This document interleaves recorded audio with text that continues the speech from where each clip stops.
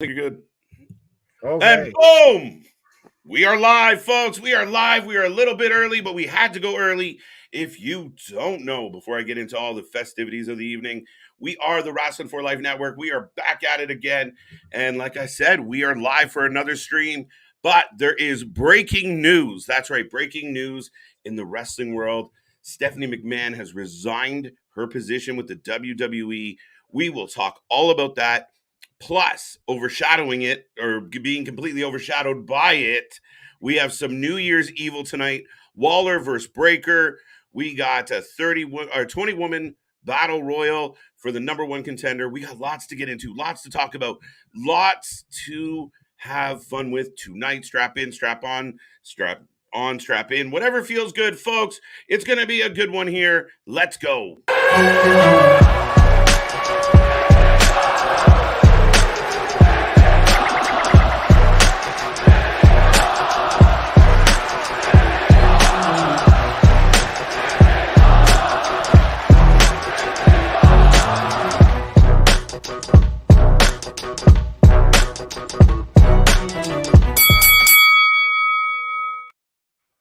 Ding, ding, ding. We are live. We are live. We are live. And we are back at it again. As always, we are the channel that brings you all the wrestling content. We don't stop, folks. We are here almost every single day.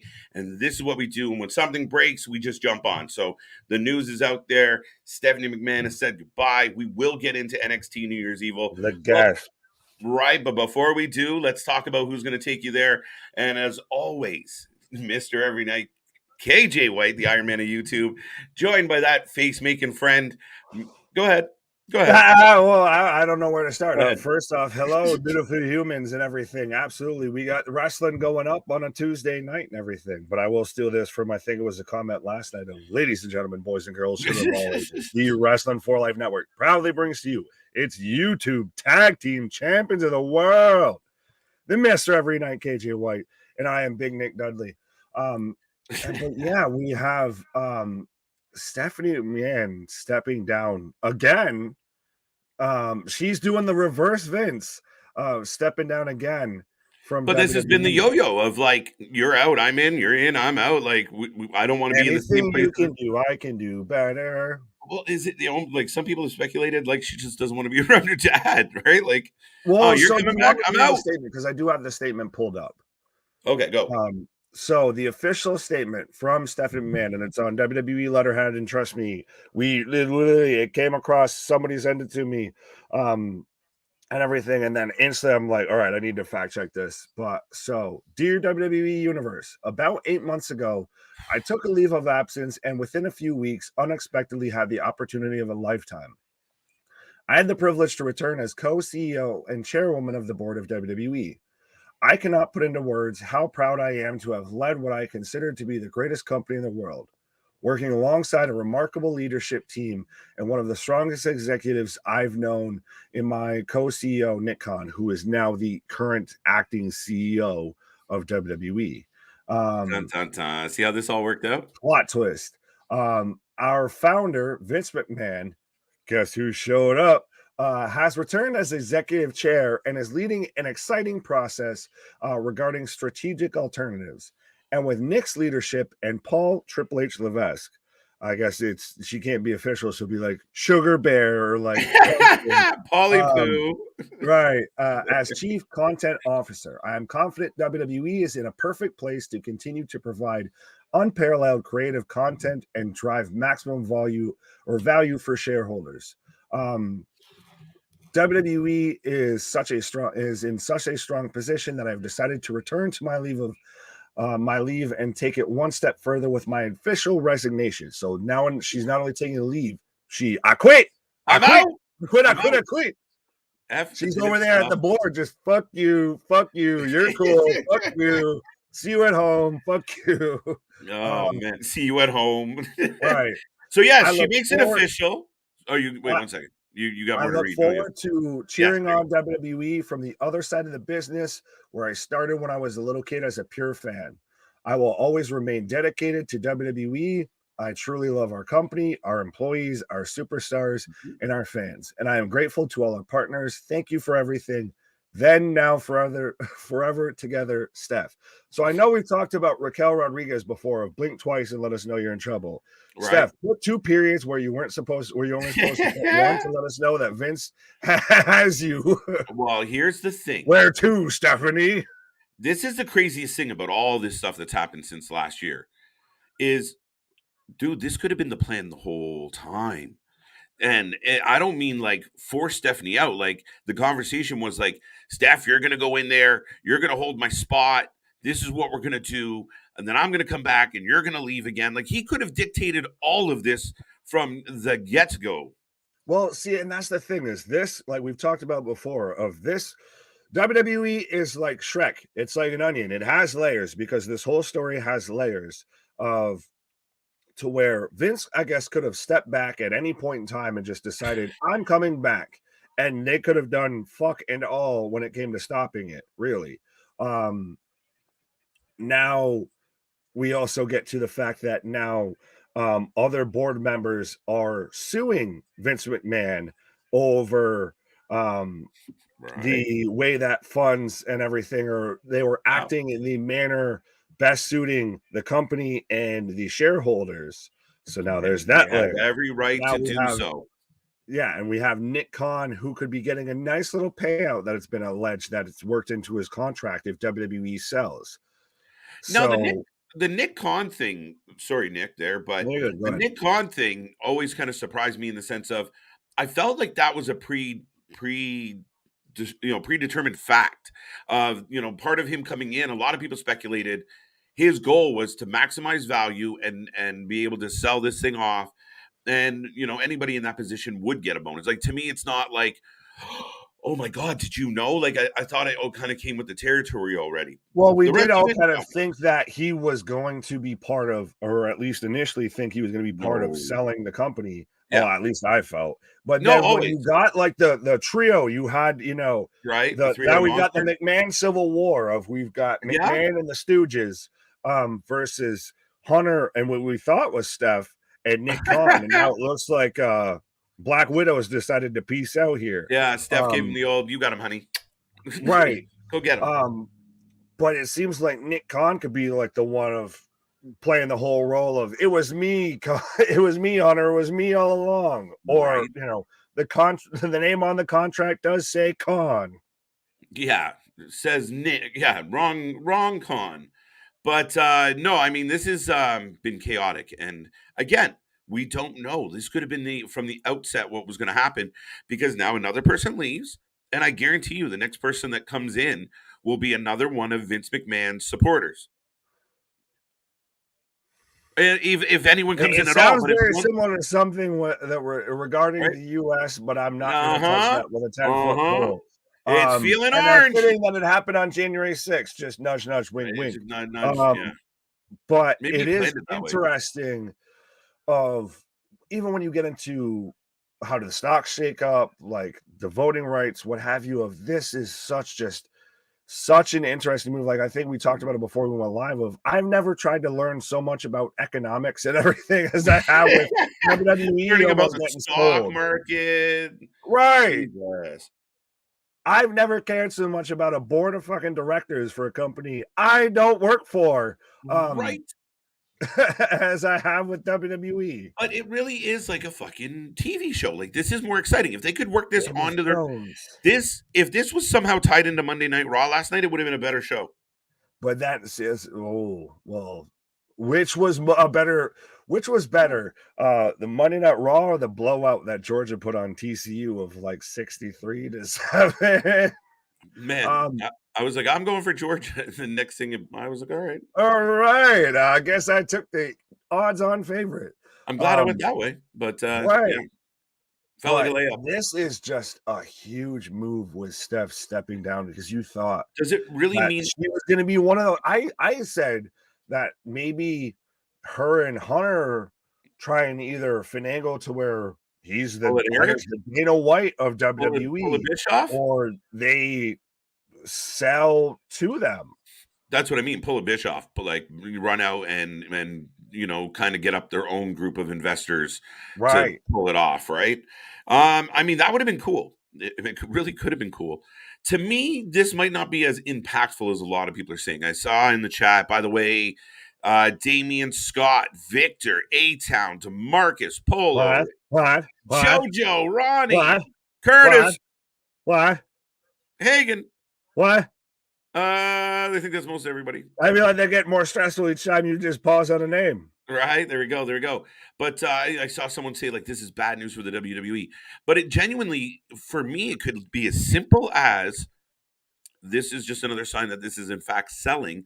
And if Steph's like, well, I don't need to be here for this because even if I don't like who you're selling to, you're not going to listen to me. So I'm going to go hang out with the kids. Let me know when my money's on the way. Like it could be that simple and not change anything. Or what if they already have something lined up of I think so. I guess expound on that if they already I- have something that they know about. Mhm. And well, I think Steph, so. you're not really going to have much of a position. So why don't you Yeah. just go ahead and This is kind of bow a out, and this yeah. gives Hunter X amount. That's the thing is this almost has, and I don't want to say this lightly, but this has a tinge of insider trading, a little bit of like we kind of feel like they know the storyline before it plays out. Right. What's up, Heather? How you doing? I'm off tomorrow. Nice, nice, nice. No, I mean I completely agree with you. And I mean there's other elements to it of like, okay, Stephanie, if that was the case, I truly believe, sorry, I know where I'm going with this thought. Follow along, folks. Don't worry, I'll get there. That that's kind of they knew Vince coming back would garner a whole lot of backlash. But they also knew Vince coming back and announcing that's why Vince didn't just say I'm Stock back. went up though. He didn't just say I'm back. He said I'm back to sell. And then the stock skyrockets, kind of avoiding the fact that we put this guy back in place or he put himself back in place. So again, I think they knew that was a small window. So to me, it feels like while he was off, sitting at home, and everyone was like, I wonder what Vince is up to. He was working on this deal. And he feels confident that he won't be in that chair very long because The he is senile that man was close. playing 4D chess, but I do feel like it's even a bit like what we talked about, I think, last night too, of how with the whole Mandy Rose interview, which we got today, of how she didn't know she couldn't do the thing that she did and everything, and Oh shit, all of that. But I still think that they were planning. This was the long game of Vince. How you doing? Vinnie Mac, how are you, sir? Gonna keel over. Well, and right there, if there's anyone who's gonna kill my creation, it's gonna be me. I'm gonna inject a lethal dose of poison. No, I completely agree with you on this one, Nick, and Mr. McNahan here. It definitely feels that way. It definitely feels like if the ship is going down, I'm going down with it, but we're going in a blaze of glory. Is it that, or is it him still trying to work the long con of to where, like I said, and it's to me, I guess I keep saying it as the Dana White, position of to when they sold to was also being named as a possible buyer for WWE of, to where he still stays on as president. So maybe Vince is angling to still stay in a position of power through the sale. Yeah, I mean this whole story has so many different avenues. Like it's like an octopus of a story where there's just can choose your own adventure. Yeah, like it's crazy because there's that speculation of did Vince find a buyer that he's very intrigued by, very curious if he can pull it off because part of that negotiation is I'm sticking around. I'm going to be a part of this. I'm still going to be the guy. Put me the head of your chair. Nobody knows wrestling the way I do. And, I might only have a couple years left doing this. So let me get you off the ground. Hunter, he's great. He's got spry, but I'm the guy. I'm the OG. I think Vince is in it for the payday. I think it's right now there is not a better time to sell WWE than when it's making record profit shares as just a streaming as a content creator, essentially, not even viewing as live attendance because we've moved to that point to where it used to be based on ticket sales and everything like that. Now it's based on views, on clicks, of very much like even what we do. But so now I feel they've gotten to a point to where this is going to be your highest return if you sell. Right. Now, with that being said, folks, we are going to jump into the actual live stream now. We are going to get into NXT, but I guarantee you the Stephanie McMahon conversation is far from over. Another surprising, January 10th. Happy birthday, Dad, by the way. But stay tuned, folks. We got a couple hours of NXT New Year's Evil tonight and more chat about the McMahons. It's going to be fun. Let's go all over again.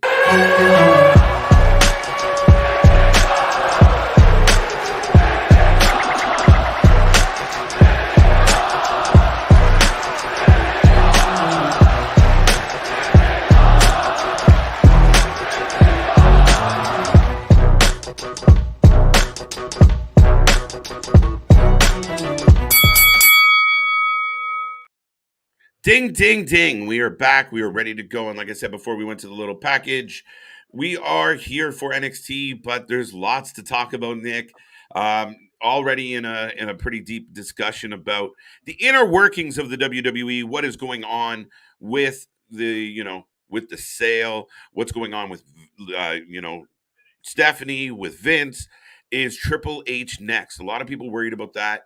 But folks, do remember, we take predictions for every match. We take a rating at the end of the show, so stay all the way to the end. We love knowing what the fans think about every show. So get your opinions in, get your thoughts in. But yeah, Nick, could Papa Paul be on next to go? Well, first, hello, beautiful people, and I don't see that happening. If that happens, that is the end is nigh. The end is nigh. Time to run away. The end is nigh.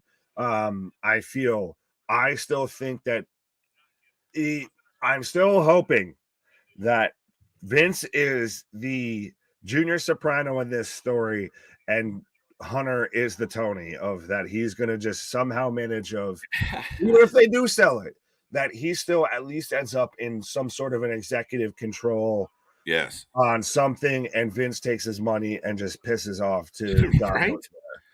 Well, that's if he I turned Italian there for a second. That's what I mean.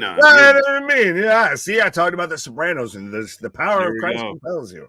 No, but I think that's where Vince, I believe, was at that point of like, listen, nobody's going to let me do what I want. The shit's going, the ratings are lower than ever. Now is the time. Let's do this. And again, I really do feel like it's Vince. That's what I think this has all been about. Like you said about the money, but I think it's just him saying, if anybody's going to sell this bitch, it's going to be me. Right. It should have been me. You got Chase U. I've got Chase U right now as we're kicking off with NXT New Year's Evil and everything. But I do like this here real quick because I know we've had plenty of people comment. And if you don't want us to miss any of your comments or anything like that, there's the super chat option and everything. But I'm only going to call it the roll call if I get to do it like the substitute teacher for Key and Peele. Okay, yeah. Hagen. Yeah. A Hagen or a Heather. A Heather.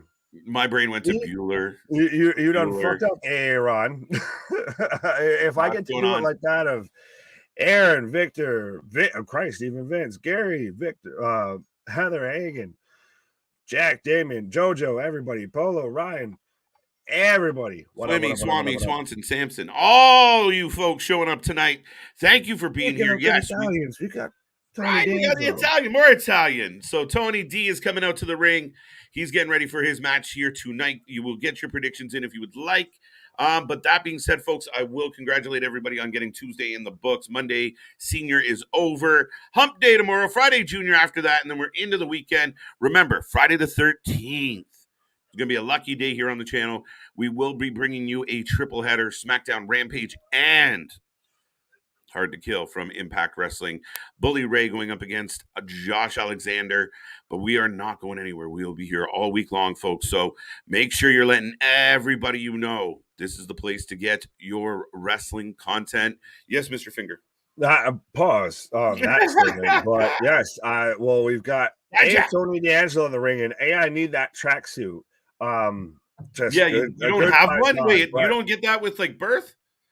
Fuck off you. They don't come no, and then not to have the designs and everything on the back and everything, right. But now we've even got the The white and Dijak black, entrance is you know, cool, but it's Terminator as fuck. Yeah, do it. We've got Dijak in the ring. Yeah, going to do it. Is Dijak going to beat Tony? Yeah. Let us know. It's a cool entrance. It really is. I mean, I like the fence and the Yeah, look, it's really cool when I put on fucking Terminator or Terminator like 2 when I see this 1992 just shit. called me But up. then he does fuck and all in the ring. His entrance song should be fucking Guns N' Roses. No, he just needs to come out in a little fucking like that balled up position and just have a fucking His gimmick is every glow show he goes out to sticker the out. audience and naked, grabs somebody and steals his shit so he can wrestle. And he just walks up to Booker. I need your clothes, your shoes. I need your clothes, your pants, and your boots. So Dijak versus Tony D. Get your predictions in. This one is unpredictable as far as I don't even know. I have to go with Tony D, the good Python. I'll take Terminator. I'll take Terminator. Yeah, you're going to do it? I'll take Should Dijakinator. The whole fucking match is Arnold. I feel. Can we call him Dijakinator? No, that sounds way worse. The Dijakinator 300. Just big boot into the steps. Nobody home. Tony not having it. Now, they seem pretty high on Tony, and then Tony had some injury issues. But, I mean, a prominent spot, some big matches. Took on Ciampa at the end of Ciampa's run. I think he's a good mid-card guy. I got an echo somewhere. But, yeah, I think he's – I don't know if he's, at least now, is any sort of a world championship aspect, maybe on NXT. But I'm saying as far as I'm still looking at all these guys of how are you going to translate to the main roster? Yeah, I mean, at some point that becomes the question. I mean, even we talk about it with Bron Breakker, we talk about it with Carmelo Hayes, we talk about it, with Nikita Lyons, Mandy Rose before she got the boot. By the way, other breaking news we can talk about because apparently it was a very heartfelt day on TV today between Mandy Rose and. I didn't know. I couldn't show my boobies. Well, I'm really interested on people's take on it now because, I mean, it does sound like if they said, hey, we don't like this, and she said, my bad, and took it down, then so what? So what?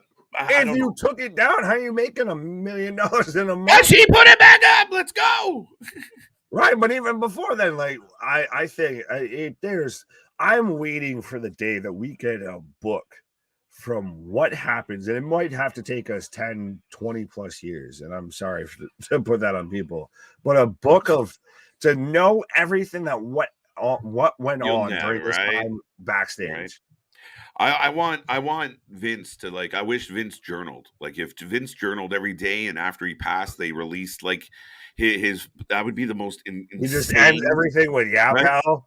Right? And then I sent her home on a tiger. A Vince podcast of Christ. Get fucking Conrad Thompson over there. No, with Bishop. Are you fucking? No. Jeff Jarrett. Man, I can't listen to Conrad. I instantly want to take a nap. But you know that won't happen here. Happy New Year to Hassan. Yes, thank you, Hassan. Thank you for being here. Anyone else we haven't said hello to? Hassan Smallmart. Well, no, I like this of to checking off. Why? SW Big Fan, what up? Yeah, what's going on? Thank you for being here tonight. Victor. No, KJ, don't call him that. It definitely sounds like that, doesn't it? But yeah, I'm really kind of curious how we supposed to take Mr. Dijak as the Tony gets thrown at a half stack and then comes back with a spear. Oh. All When's the last time that wife beater's been watched, my guy? Like, you got fucking yesterday, you got spaghetti staying into your wife beater right now, Tony. You've been hanging out with Corbin. What's going on? Right. What the fuck?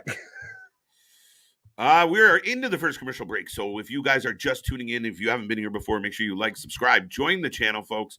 We are here for all the shows. We are the alternative commentary to all the wrestling. So yeah, join us. NBC is probably going to purchase the WWE.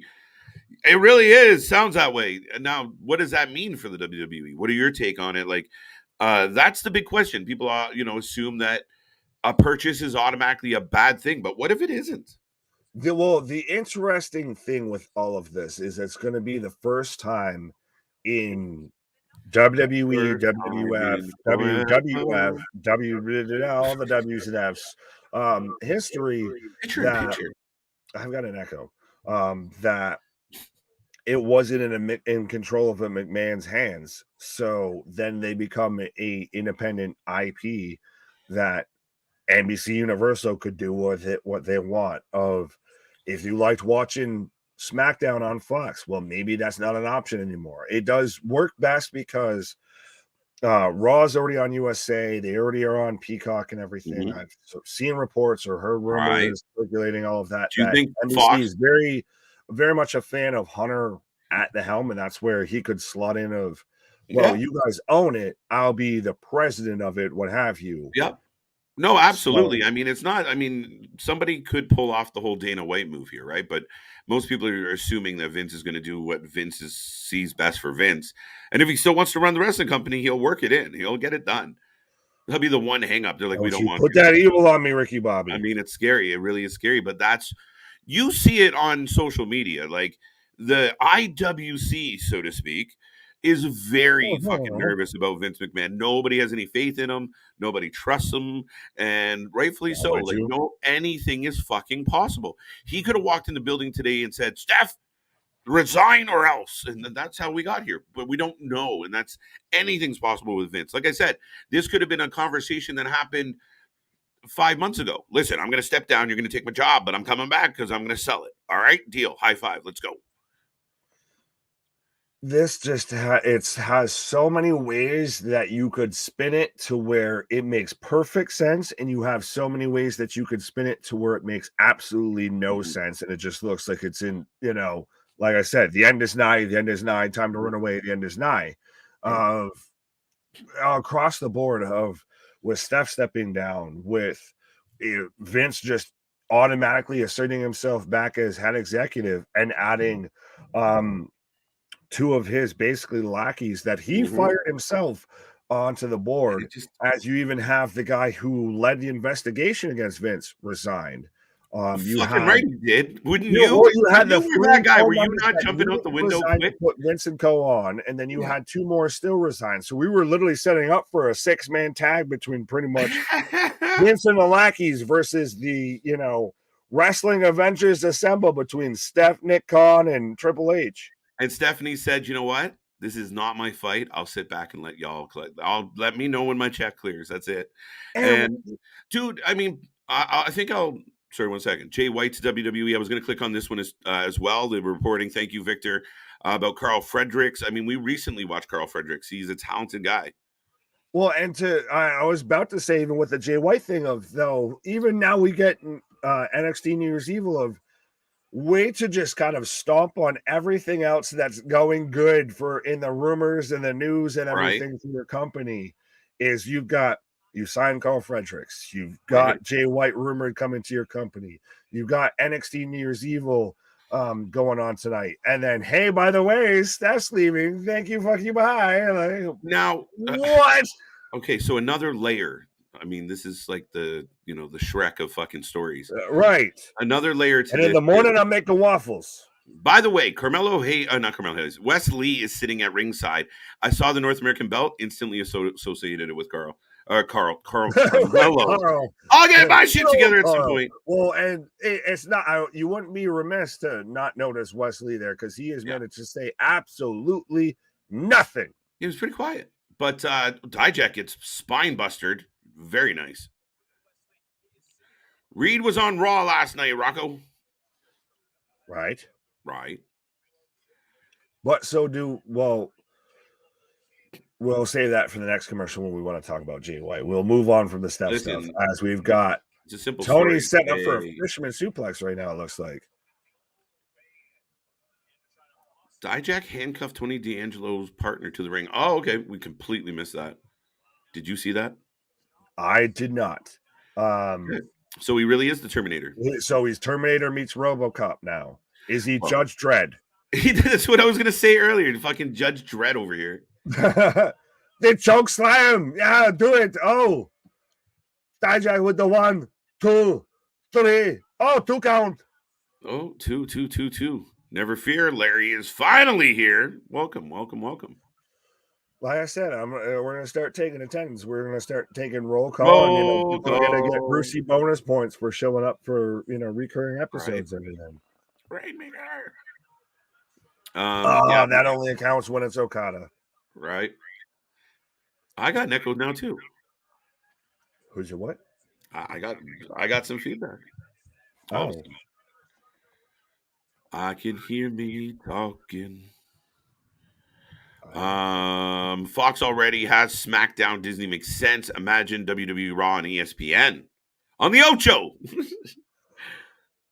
That to me, it would make sense of what there was you the it's the same, and the name's missing me right now, but it's the same company that bought UFC as Dijak gets the 1, 2, 3. What the fuck? That I could see. Is that the Endeavor Group? Yes, I could see WWE ending up on ESPN. Granted, it's still a Disney-owned product. To me, it's more of Disney already has a lot of money and a lot of other IPs. Right now, NBC Universal has the most money to play with. And are we all going to go to Disney in Orlando or California and, get a meet and greet with Stone Cold Steve Boston or whatever, or the guy that's playing Stone Cold at the time and everything? Right. Are we going to have the Undertaker Tombstone roller coaster? No, but I do like this thought, and I've read some reports about the idea of a private sale taking place. By the way, Tony D takes the loss here, and I guess Dijak is now the #1 contender for the North American title. Yeah, we had Wesley stand up and had him and Dijak eyeing each other eye to eye and everything across from ring to commentary table. And I've got Toxic Attraction backstage getting interviewed. There you go. Without their leader. How's it going? What are you talking about? Gigi's leader. Right. How you doing, Gigi? RoboJack. Mad Max. No. Dijak and Oh, that's with Valhalla and Max the Impaler. Right.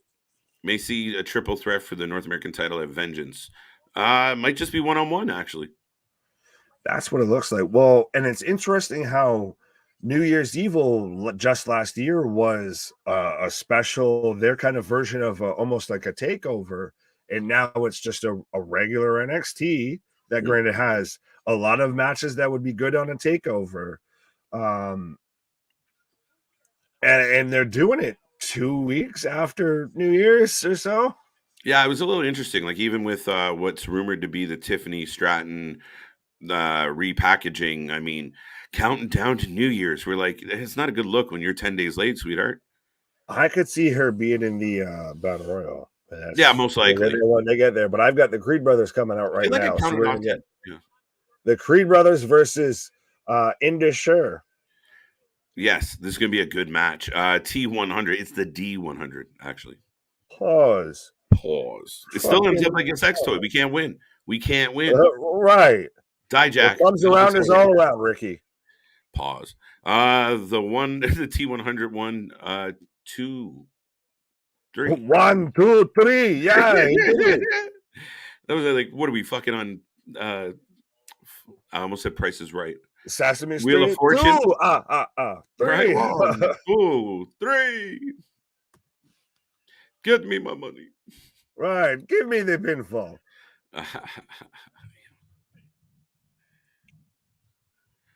Dun, dun, dun. Well, I've got Stan right now cutting a promo saying, I have something to say. Oh, he doesn't seem. Where's his partner? Veer is not here. Veer got lost again. Oh, Veer's GPS. Alert. Veer got lost. So this is where we're going to get Shanky. Where the fuck is Shanky been? Right, Shanky makes his return. We're not going to fight you 2-on-1. Who? Jinder. No. Jinder Mahal, the former WWE World Champion, is in NXT. This isn't a bad move. Not at all. I dig it. If they take over NXT in NXT, shut up and take my money. I'm okay with this. I know a lot of people don't look. They never fixed the stairs from earlier, and but what happened to Oh, Veer? he got lost. He was coming and he didn't Yo, know how to get there. when was the We've seen last that time you before in heard Raw, a? but right now we've got Sangha and Jinder just laying waste to the Creed brothers. I think this is The excellent. Colossus. Man, I thought the Colossus gimmick, and people were supposed to hate it, and I thought he was a wonderful heel. It works so fucking well here, though, and it's not a. I hate to say this, and I say this respectfully. This is kind of just where Jinder slots when you get on a roster and you look at depth starts and everything like that. This is where Jinder fucking fits. And he instantly lays credibility to NXT if you have a former world champion there. I like the idea, and especially if Veer is involved. And again, let these guys take over NXT. Have them be a dominant faction in NXT. Yeah. Well, and again, who do you got holding your belt is a very pure baby face. Those shirts look ridiculously uncomfortable. So we got Pretty Deadly on the screen right now, folks. So the New Day. Speaking of former WWE champions. Well, and current NXT champions. And current NXT champions. Well, I'm getting a replay for SmackDown right now, but I'm going to take a brief pause for the cause. All right, home. I like good fit Jinder in NXT. I kind of like this move, folks. And I know a lot of people out there don't like Jinder. But for what Jinder can bring to the table, he's a veteran guy. And I really do think with Indusher behind him, with Veer and Sangha, kind of at his side, let them take over NXT. Like, let them do it. It brings some validity to it all. It's a little more serious, a little less child's play. We got Brooks and Dunn and Fanlin Hanley or whatever, all kind of doing their thing. But I mean, this is a step up for me. It's a little more professionalism, a little more legitimacy. I like this idea. And I think if you really Jinder's not doing anything. And I don't know if Jinder will ever kind of regain the stride he had on the main roster. This is good. This is a good idea. Raising from the dead. Veer always missing. Man, the dude has the worst GPS ever. Veer Mahan hanging out with Miro. Jinder mad after losing to Bray on it. Yeah, he's like, I'm done with this shit. Great tag team.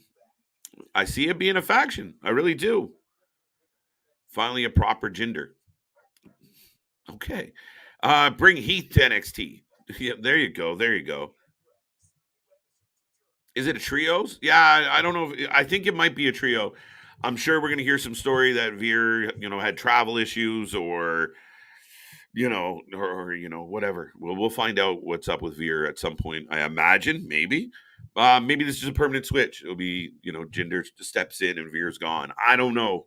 But I see it being a trio. I think it'll be a really solid trio. I'm all for them kind of coming in and running things. Xavier Woods is not medically cleared to compete. He might have to relinquish it. Ooh, juicy. We'll see, Damian. I like that move too. NXT being NXT. The New Day being down in NXT, I think it benefits the brand. I think it benefits the company.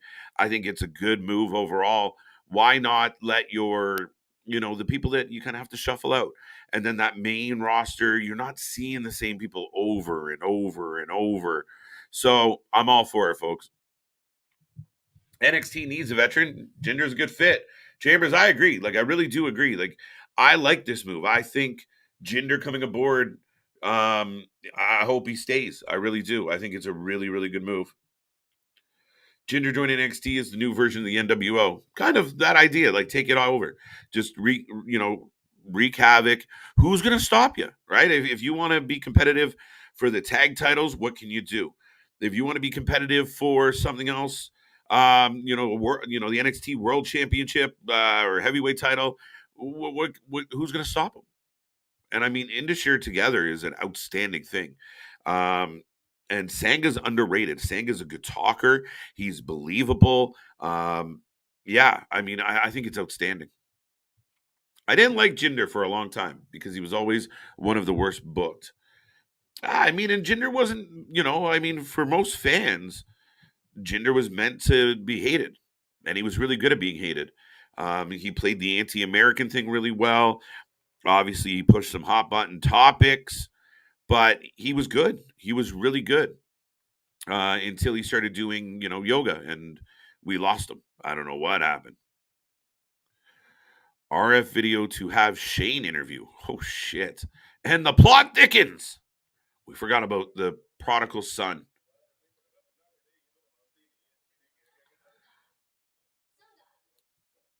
Okay.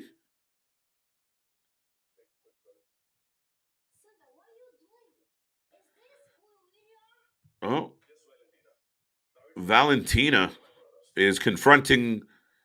There's a romantic angle.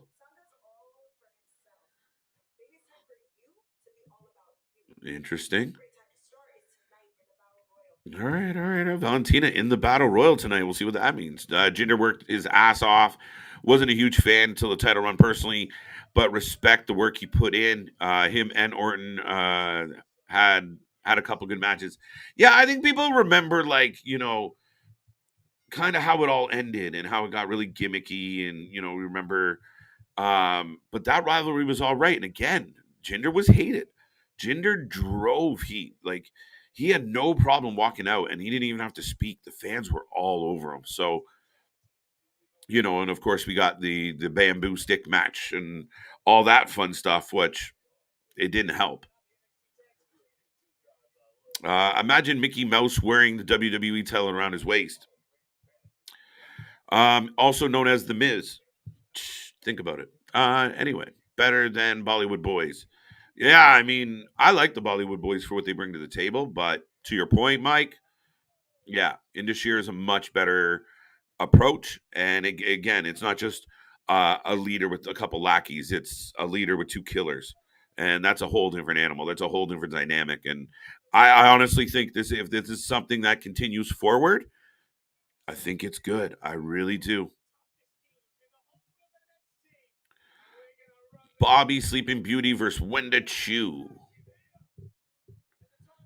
Bobby win. Wendy Chu might win the battle royal. You never know. Wait, what the fuck? Hilarious. We got the Rockers.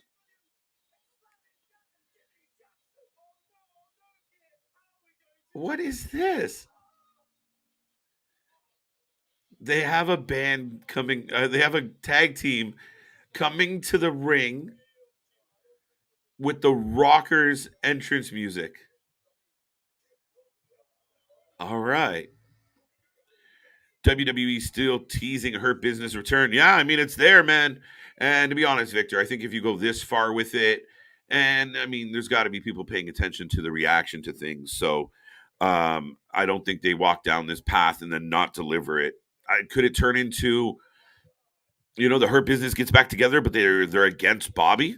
Bobby turns them down, so they find a new leader? Maybe. But the Rockers have lost, and there was no barbershop involved at all. So Pretty Deadly with the W, but it's a new day.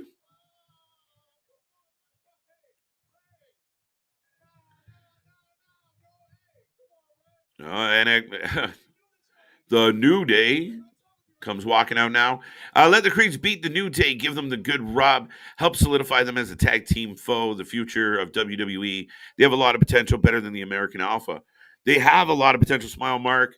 But it seems like the focus is going to be on Pretty Deadly right now, which I don't know. I haven't been sold with Pretty Deadly.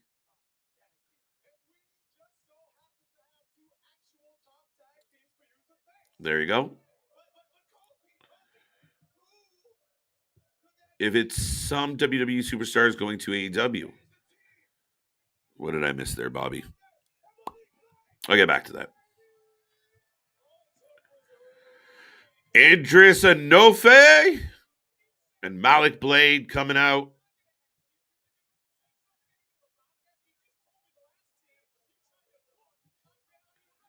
It's making Linda McMahon. It's making Linda McMahon hasn't divorced Vince yet. Imagine the bull crap she had to deal with over the decades. Smile mark. I hesitate to answer this one as honest as I possibly could, but I think Linda McMahon's fine. You see when it comes up, like she almost like is cold and distant from the whole thing. She's been in Florida, he's been in Connecticut, he's been writing NDAs, she's been, dealing with politics. I think the idea of what a financial war that divorce would be at this point, I think they ride it out. I think that's what it's been. I think it's been in a business arrangement. Hey Vince, I need I need $40 million to run. All right, here you go, honey. And I really think not to take credit, discredit her for any of the work that she's done.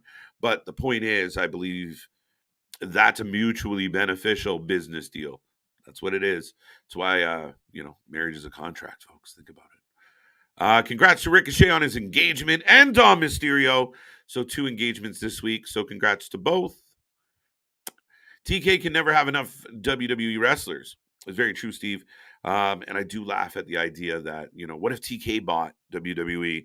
I mean, he'd have to probably talk to Daddy about how much they can stretch that wallet. But I don't even think Vince would entertain that idea. I think this is part of why Vince wants his hands all over this deal. Is he wants to be very aware of what happens with his brand. Because even post WWE, he will always clearly be the overseer, overlooker of this product. So I do think that's part of this rights deal in that is he wants to be very specific about what he gets from the other side. That's where TK gets eliminated.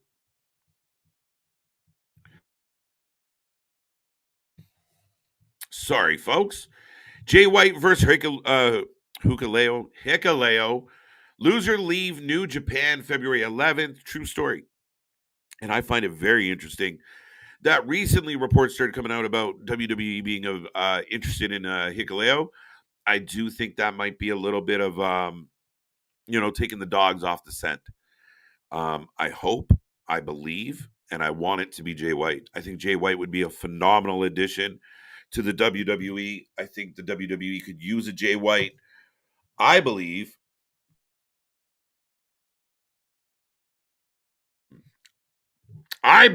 that Jay White is a star. Absolutely. You gotta love when you just dry right out. AEW was better than Vince ran WWE. What is the new shift going to be? AEW was better when Vince. Was the AEW better, or was it better, or was it just a case of we weren't really paying attention? Like we were like just happy that it wasn't Vince McMahon's WWE we were watching. Hi, Nick. I gotta go, Nick. Hi. Okay. I was about to just pop on and say, I believe the cripple stool is the Cadillac of the pooping stools. But yeah, absolutely. How we doing, folks? AW was better. Hold on. Wrong company. Was better. Oh, AW was better when Vince ran WWE. What is the new shift going to be? Oh, I see what you're trying to say there. Of yeah, this is great news for AW. This is great news for Tony Khan. Of he even sat there and put out the tweet of how everyone at work's been, really nice to me over the past 24 hours. Gee, I wonder why. As we're getting a tag team gauntlet right now, we've got Pretty Deadly versus Malik Blade and Idris Enofi. But I do think that AEW is very much watching this with a keen eye and just trying to pay attention as much as they can. It's interesting because Warner Discovery is mentioned as one of the possible buyers or suitors for WWE. So imagine if Warner Discovery owns WWE and AEW at the same time. That would be incredibly interesting as a Novi with a big ass spine buster. Oh, 1, 2, 2 count. Victor says Jay White contract with New Japan will be over around the time of the loser leaves New Japan match February 11th, and both companies are interested in Jay White. Now, see, we talked about this, me and KJ and CJ and Cliff and everybody during our little group chat about if we could see it. Well, everybody's got Jay White going straight to WWE, and I get that. I guess I'll halfway play devil's advocate of tag team finisher from Pretty Deadly. It's their tag team finisher for a 2 count on a no fee. But what if Jay White goes to AEW? What if Jay White we get the Elite versus the Bullet Club Civil War that we thought we were going to get and what have you? And I can already hear, things breaking in KJ's apartment and everything like that. But I think it would be interesting. Granted, now I completely hope and I completely feel that he's going to WWE, but let's not rule out AEW. What if they just buy WWE and drop AEW? That would be wild. Absolutely, that would be wild. As we've got a Nofi and I guess I'm going to say Owen Wilson of Pretty Deadly up to the top rope. Superplex. Oh, and then a frog splash. 1, 2, 2 count. So Public Gathering almost with the win there for a 2 count. But yeah, that would be insane if WWE or if Warner Discovery buys WWE and then says, hey, AEW, Tony Khan, you can piss off now. That would be, and how fitting would that be to where the same company that owned WCW, and to where even you had Ted Turner calling up Vince of, hey, Vince, I'm in the wrestling business now. And that's the company that owns WWE. That would be insane. 2 count. Pretty Deadly breaks out the pin attempt for a 2 count. Where are we? Steven Chambers. There goes getting more release talent coming back, putting the brakes on the Royal Rumble. Hope Royal Rumble will be better than last year. I think it will be. Inside Kratos, surprise roll-up, the most devastating move in professional wrestling. And one half of Pretty Deadly. The Ben Stiller to the Owen Wilson helps Pretty Deadly pick up the win. And so now we're getting New Day, I guess, is going to introduce their next opponent as Pretty Deadly is competing for a shot at the NXT tag titles. But I think 100% that the Rumble is going to be probably the most exciting Rumble that we've had in quite a long time, because you could see guys like Jay White, you could see guys like Christ, you could see Vince McMahon, or you could hear "Here Comes the Money" show up in the Royal Rumble. Of anybody and everybody could show up, and anybody and everybody could win, as we're getting Brooks and Jensen, Brooks and Dunn announced, but they've already gotten beaten up backstage, so it looks like we're going to have a substitute, or unless does Uncle Howdy work for Pretty Deadly somehow? All right. Yeah, I'd rather see Gallus come out than I would see Brooks and Jensen, Brooks and Dunn. Yes, give me Gallus. Give me Gallus versus New Day. Give me Gallus as the NXT tag champs. I'm a huge fan of Joe Coffey. All the way back to what I saw with ICW and WCPW. But yes, so for the first time since we saw kind of the foreclosure on NXT UK, we've got Gallus on USA Network on NXT taking on right now Pretty Deadly in a gauntlet match to see who's going to get a number one contender shot at the NXT Tag Team Championship. So let me know your take it right now, I guess, in round 2 of this of God damn.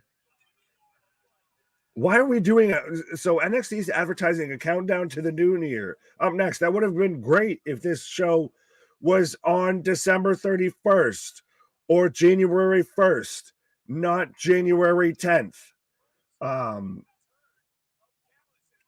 Oh, big boots all around. They were in jail with Dom. No, I think Dom joined whatever 2, 3 count. And so for those who didn't have them checked on your bingo card, Gallus wins round 2 here. So Pretty Deadly are gone. But I feel like whatever the purple gang to counter the green gang in Grand Theft Auto San Andreas is what Dominic Guerrero joined in prison whenever he got locked up. Boss mother phallus. Yes, it's phallus. But not flaccid. Increase the Brutes faction, add Gallus. Honestly, well, or if you put Gallus with Drew McIntyre, I could see that being a fitting group, as we've got Gallus eyeing down the New Day. So it looks like we're going to get Gallus versus New Day. So I'm here for there. I'm here for that.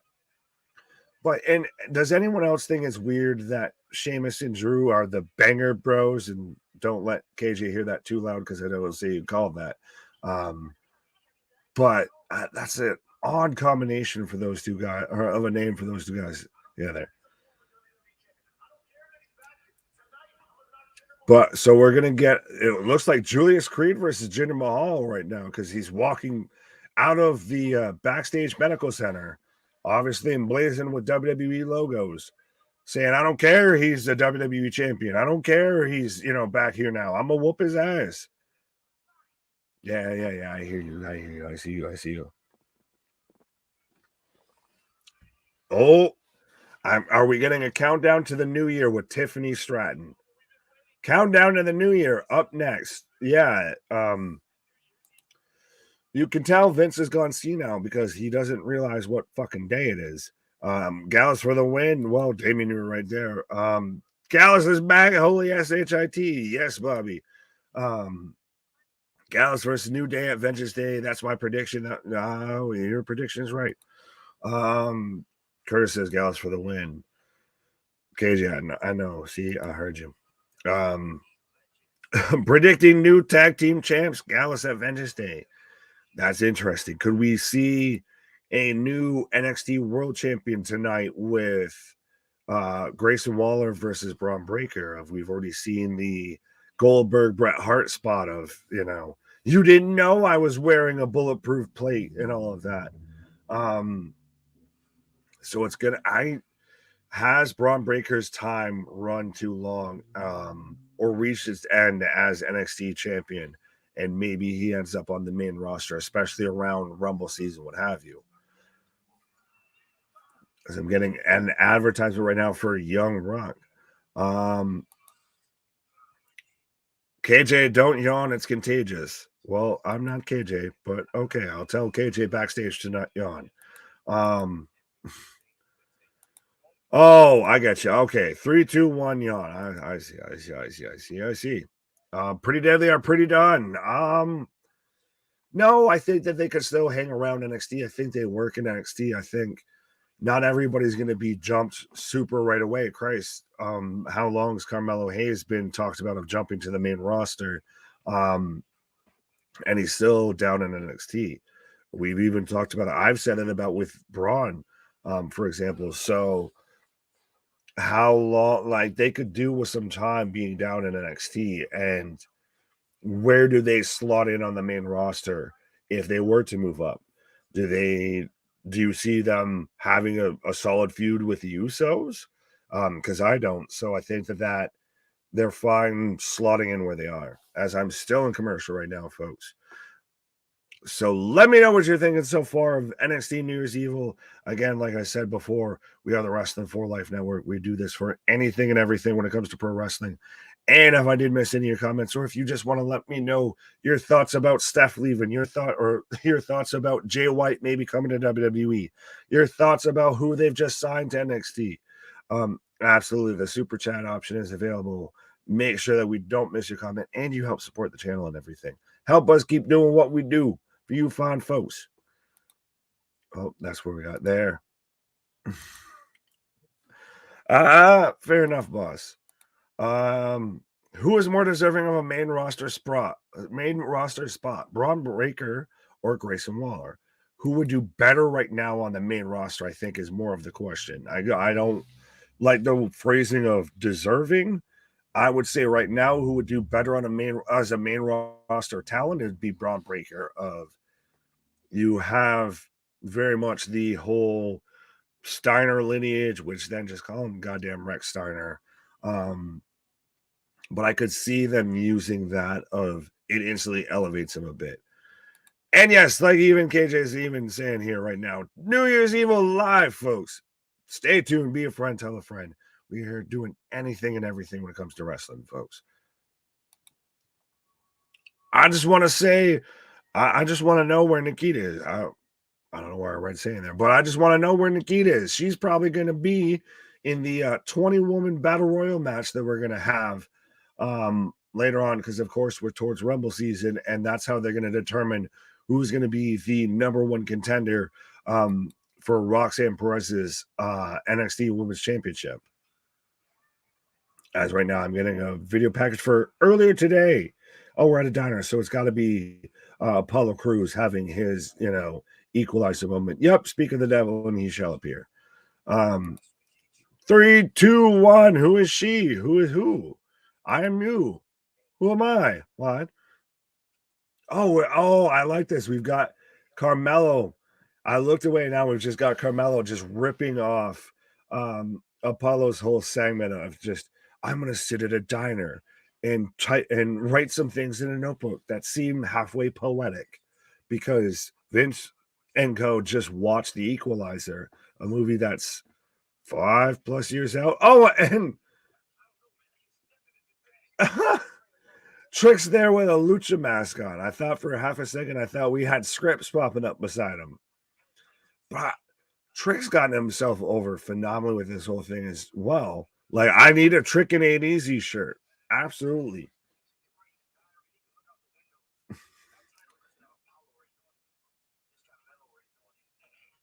So I like that we're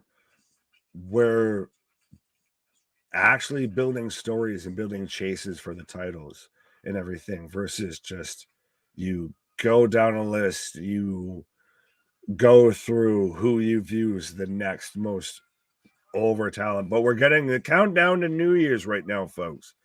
10 days too late right now as the ball has dropped, pause, on NXT New Year's Evil. And I get this has got to be where we're getting Tiffany Stratton,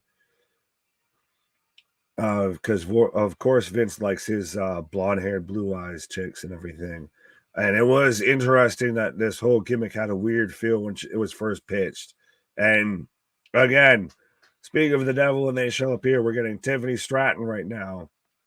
I thought she was going to be in the Battle Royal. If not, she was honestly probably my pick to win it. Maybe she still shows up in it, but this still just reeks to me to high holy heaven of Vince McMahon. And that's not saying anything knocking her talent or lack thereof or what have you, or even commenting on anything really about her, but just literally pretty girl, blonde hair, has Vince McMahon written all over it. Discount Mandy, yes. Well, she's not on Fansly or OnlyFans or whatever account she was on there. New Year's again. Whose balls drop? I guess mine, because I'm here live. I guess maybe pause. Pause. What? Speak of the devil, and he shall appear. Speaking of dropping, never mind. How is everybody doing? I'm back to life, by the way. I did not die. I definitely got a dry throat while you were gone there. It's like, oh my God, thank you for coming back, sir. Absolutely. Well, don't thank me, I guess. Thank Tiffany Stratton. Oh, there we go. It is New Year's in Tiffany Stratton's world. Tiffany Stratton. Tiffany Stratton. No, We'll see what this is. I mean, I don't know. She's a revelation, folks. She looks like this. Like again, they're like we fired Mandy and now we got Tiffany. Oh, don't talk. I get vibes of. Whoa! Can we pause this? Don't talk. What? Give her a heater. You can't let her have a microphone, guys. I just turned the volume up, dude. What the fuck is happening? It has vibes of Jillian Hall. It has vibes of Eva Marie. I almost said Eva Rain, combining Eva Marie and Jillian Eva Hall Rain, and but... Charlotte Flair had an untalented child. Oh wow! Like what is happening? When you buy Charlotte Flair from Wish.com, the tone of her voice is at a pitch that only dogs can hear. Well, and see, it is interesting because initially there was the whole speculation of this was just Vince living out his whole storyline he wanted to work out with Steph just come to life. Awkward. When you have allegations, don't do this shit on TV. What the fuck are we doing? Well, thankfully, I've at least got Bron Breakker right now. Stratton faction. Don't you on TV. Listen, Smile Mark. I know I almost did it, but don't you dare. Stratton faction. We do not combine. That sounds more like a staph infection than Stratish faction. Oh wow, that was about as painful as a staph infection. the KO timeout spot. Shit. No, I mean, listen. In all due respect, Miss Stratton. She needs a heater. She cannot be given a microphone. No offense, but that's not Let's go home. But who in NXT would be her heater? They don't have one. Got rid of your best one in fucking Bivens. So we're getting a package for the main event coming up later tonight. Waller, Breakker, Waller drinking out of a boot, doing a shoey. Someone else's gimmick, man. Yeah, Ty Tool. Oh. Swerve talking big doo-doo on his live. Is he now? Is he now? Fair enough. Not sure what about, but I do feel like he has a leg to stand on. But so who do you have? Grayson Waller or Bron Breakker? Bron?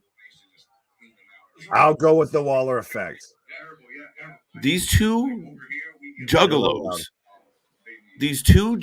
standing behind Swerve on this live look ridiculous. Like they wandered in by accident and nobody can tell them to leave because they look creepy. Oh, you're not a fan of Parker Boudreaux? You're not a fan of Discount Brock? We already got Discount Trish, so. You mean Marshmallow Lesnar? Back raking, none other back raking, I've never seen a guy sell his own shot so hard behind him, right? And then the other guy, this minor league pitcher, outfielder. I thought he was a pitcher. Mm-hmm. Outfielder. Tampa. All right, well, whatever. I don't know how he came to be, but they look so out of place. They literally look like they're about to fucking go into a fucking. Is it missing Rick Ross? Do you need him saying accusations? He's just looking back. You're one tatted motherfucker. I told you. Yeah, no, I think everybody kind of knew that, Chris. But welcome back. If I haven't said hi yet. Oh dear, she was talking about. Oh dear, what was she talking? I don't know. I couldn't. The pitch could not listen. Do you know what she say? I'm here to win. That kind of bullshit. I'm the best. You all suck. Mean Girl, Regina George. Stop trying to make fetch work. I guess that type of shit. Right. Dun, dun, but dun. I am in commercial right now, folks. We are in commercial, sir. What are you saying? What? New look Tiffany got that Vinci camera, that snap camera. Oh Lord. No, Smile Mark. No. Not the same thing. At my Greyhound station. What? Tiffany has changed a bit. She's the same. She just hasn't used data yet. Oh. But she's the same. The same. You were expecting like her to come back as like Valhalla or something, like she's gonna come back with an entirely different gimmick? No, Ooh. she's fucking Paris Hilton just in a wrestling ring. Right? We're gonna bring in Tully to manage Tiffany, and then call him daddy? No, No, no. are we gonna get Tully, Tiffany, and Tessa of just all of the tongue twisters of touch. Tappy, tappy, tappy. Tappy, Tiffany tappy, sounds tappy. more like Vicky Guerrero. Yeah, if Vicky Guerrero hit a helium balloon, and that's tough. Ugh. I go for breaker, period. All right, buddy. Don't be surprised if Jay White signs with AEW. Remember, he did defend the IWGP World Title on Dynamite. Yeah, I don't think that matters, and I think the But W. he didn't have to sign with AEW to do that. So That, with AEW's working partnership with New Japan, that he didn't need to leave his New Japan deal, I feel, to work with AEW.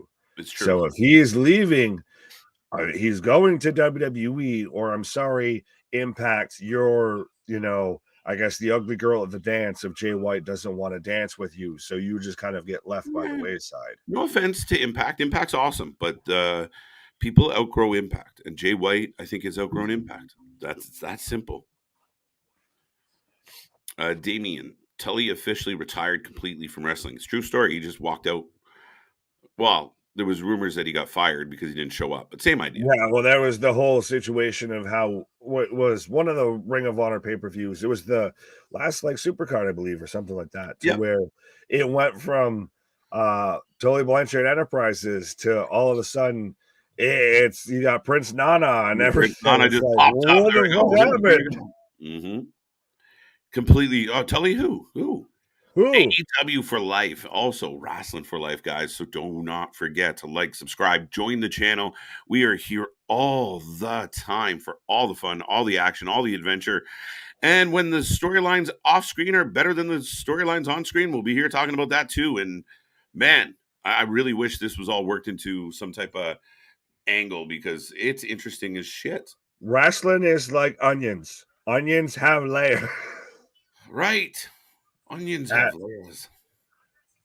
Speaking of who might need to put on more layers of, I have Chance and Carter right now backstage, or now why would back you in the parking lot with their NXT Women's Tag Team Championships.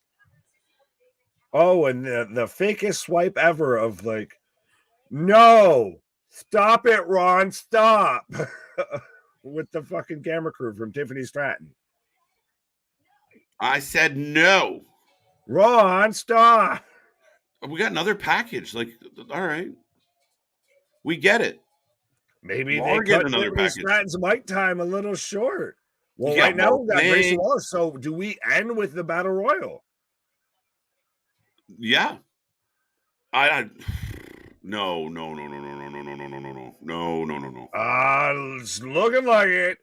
I almost brushed that shit off, but no. And I will say this from Polo/Ryan of onions have layers, but wrestling for life don't stink. Cake has layers. What? Cake has layers. Cake has layers. What about a parfait? Everybody loves parfait. Oh shit. All right. So Grayson Waller is coming. So the main cake has layers. Everybody loves cake. Everyone loves cake. Are you surprised at the Battle Royals, the main event tonight? Could that not be like I'm surprised it didn't open the show, to be honest.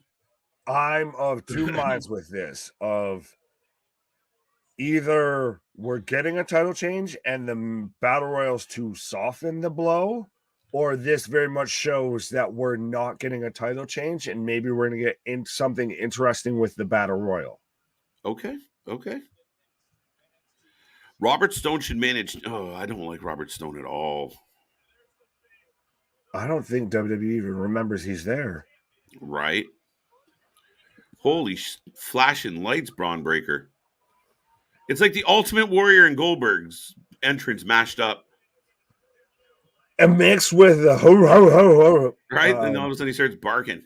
I guess shout out, I guess the Georgia Bulldogs there of stomping a mud hole in TCU's ass and walking it dry. But we've got Right? Bron Breaker out here, the dog-faced gremlin son.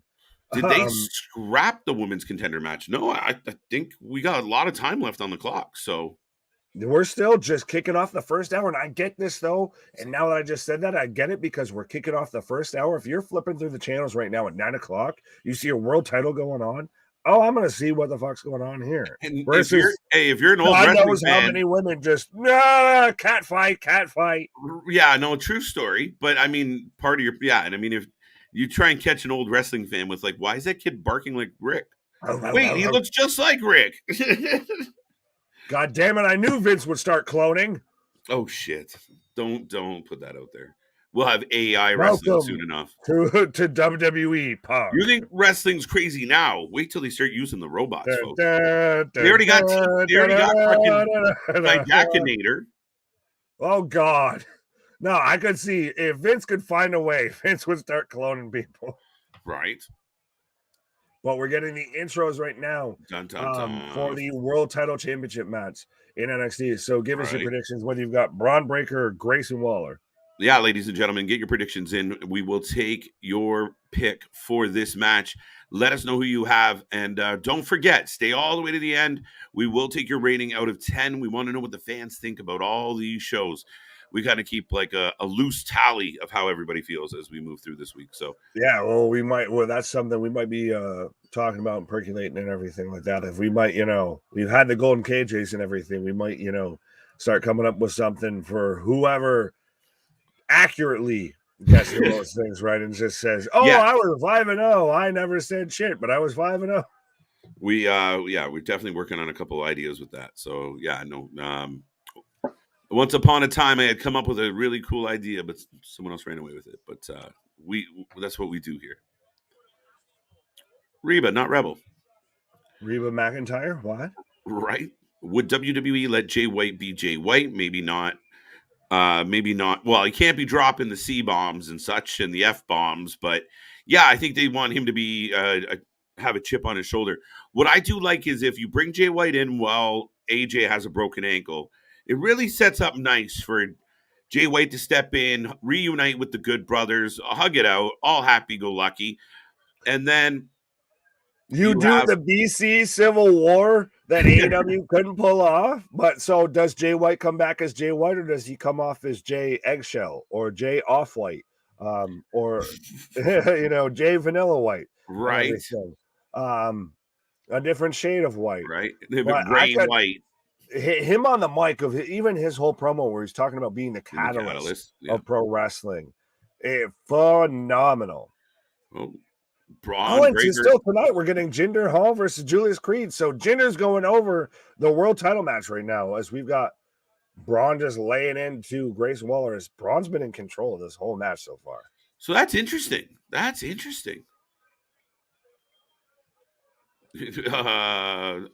All right. I think this plays into Waller effect, but I do think that this plays into Bron. It's going on at the top of the hour of say it's like with AW would do it's got a 60-minute time limit, so we'll start it now because technically kayfabe, we don't know how long it's going to go. Right. Big DDT by Waller. There's back and forth chance that some may be piped in, but we're getting back and forth chance of let's go Waller and let's go Breaker. Wrestling for life don't stink. We don't stink, folks. Even when the wrestling sucks, we never do. That's our just natural odor of just confidence. Oh, like an onion. Fuck you. I said a good thing, and you made it bad in 2 seconds. I mean, I think it smells lovely, but it's not very oniony from where I'm sitting. Where in the blue hell is CJ? Wasn't my day to watch him. Call him up. Call him up, Vic. Right. You know how to get a hold of him. Go get him, buddy. Right. You do you. Are both beautiful women's wrestlers. Yeah. 2 count for Waller. What's up, Jake? How you doing, folks? And don't forget, go check out Jake over at the Discord. Join the chat. Join the community. Be a part of the show after the show. And our buddy Jake's usually kicking around in there. So go say hi to Jake. Absolutely. I'm about to share that link real Earth quick. has layers. Everyone loves Earth. All right, that was deep. Everyone lives here. That's what it is. That's deep. Right. I didn't know we were getting this philosophical on a Tuesday All night. right. Dale's got Bron for the win. Big return during Rumble. I think there's going to be several. I think there could be several. Jay White. Am I Uh, the only one taking Grayson Waller for this? yes, as far as I know. Did anybody take Waller? I think so far it's just been me. Okay. Dog Gremlin Jr. Listen, we had him on our list of potential surprise entrants Oh, into the Royal Rumble, especially if he loses here tonight. whip right into the turnbuckle. That man bounced. Yes, I did share the link for the Discord, folks. And the bottom turnbuckle, the bottom rope is snapped. Did it Or really? is it the middle rope? I don't know if that was intentional or what. Or I mean, that just it's popped when right Waller off. whips Grayson, or when Grayson Waller whips Does this mean Waller's Breaker into the turnbuckle of the middle rope snapped and around Waller's. That wasn't supposed to happen because Waller's now he goes to start using the middle rope as a chokehold on Bron, and they cut to commercial instantly. Right? Yeah, I know. 19 referees poured out like cockroaches.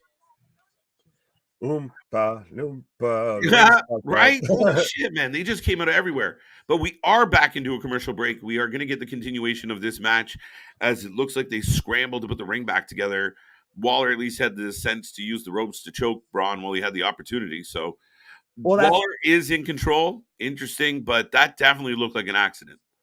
Oh, absolutely. But that's what I like. And that's, I guess, going back to the old school style wrestling mentality, especially a little bit of, well, this just happened on the fly, so I'm going to use this to get myself some heel heat and everything. Of even if it's just the live audience that sees me trying to choke him with the ring rope. Well, now I've very much gotten myself over as the heel. All right. Waller wins with a DQ. Waller wins Nick and KJ. John, not a bad show, John. I mean, there you go. You're not alone. Yeah, Nick. I said it, and now the troops have rallied, I guess. Right? Polo saying he needs and wants Grayson. All right. I don't just want it. I need it. I need it in my bones. Big Nick throws up the Discord for everybody. Like I said, go check us out, folks, and we got more coming your way as far as different ways to connect with the channel. So stay tuned for that. We just had a nice meeting before we went live tonight, so we're looking very optimistic about the what's on the horizon, Mr. Nick. Big things popping, little things stopping, up to something. Season never sleeps, and absolutely, that's where you can talk, all things wrestling, and even some stuff not wrestling with us when the rare occasions when we're not live. Right. You will see Osprey in AEW. Osprey could go. I mean, I think this Kenny thing could turn into another match with Kenny, and maybe Forbidden Door 2. Oh, just do it in Japan. I feel like AEW will fuck it up. let whoever booked the match in Japan be in charge, but they still do it over here. Fair enough. What's up, Alexander? How you doing? John, I hope you're doing well. Thank you for being here. Oh, I like this one. Oompa loompa doopa dee doo. I'm deaf and a WWE ref.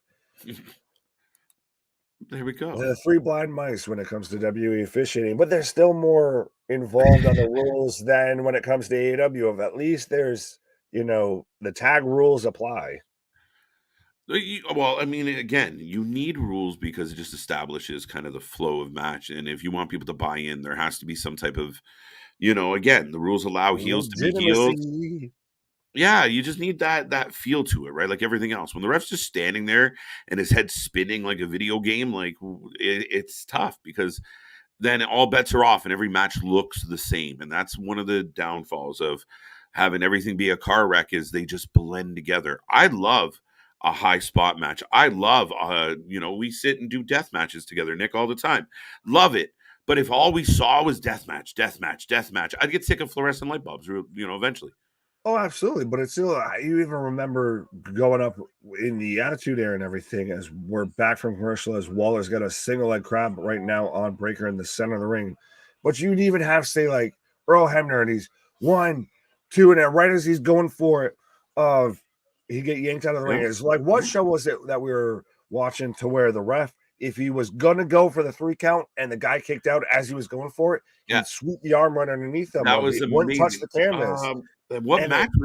That was I think a wrestling revolver show, to be honest. Like, I remember we were making that comparable of like, we get it here, how can we not get it?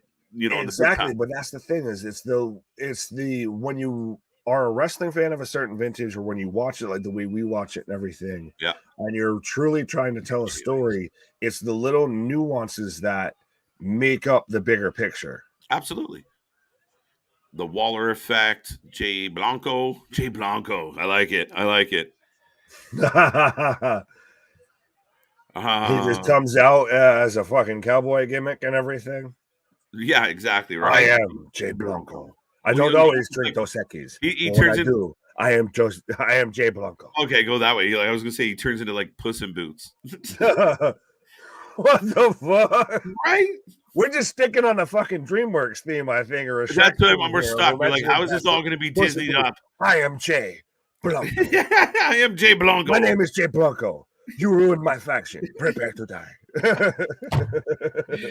It's funnier because I was going to say the fucking same thing.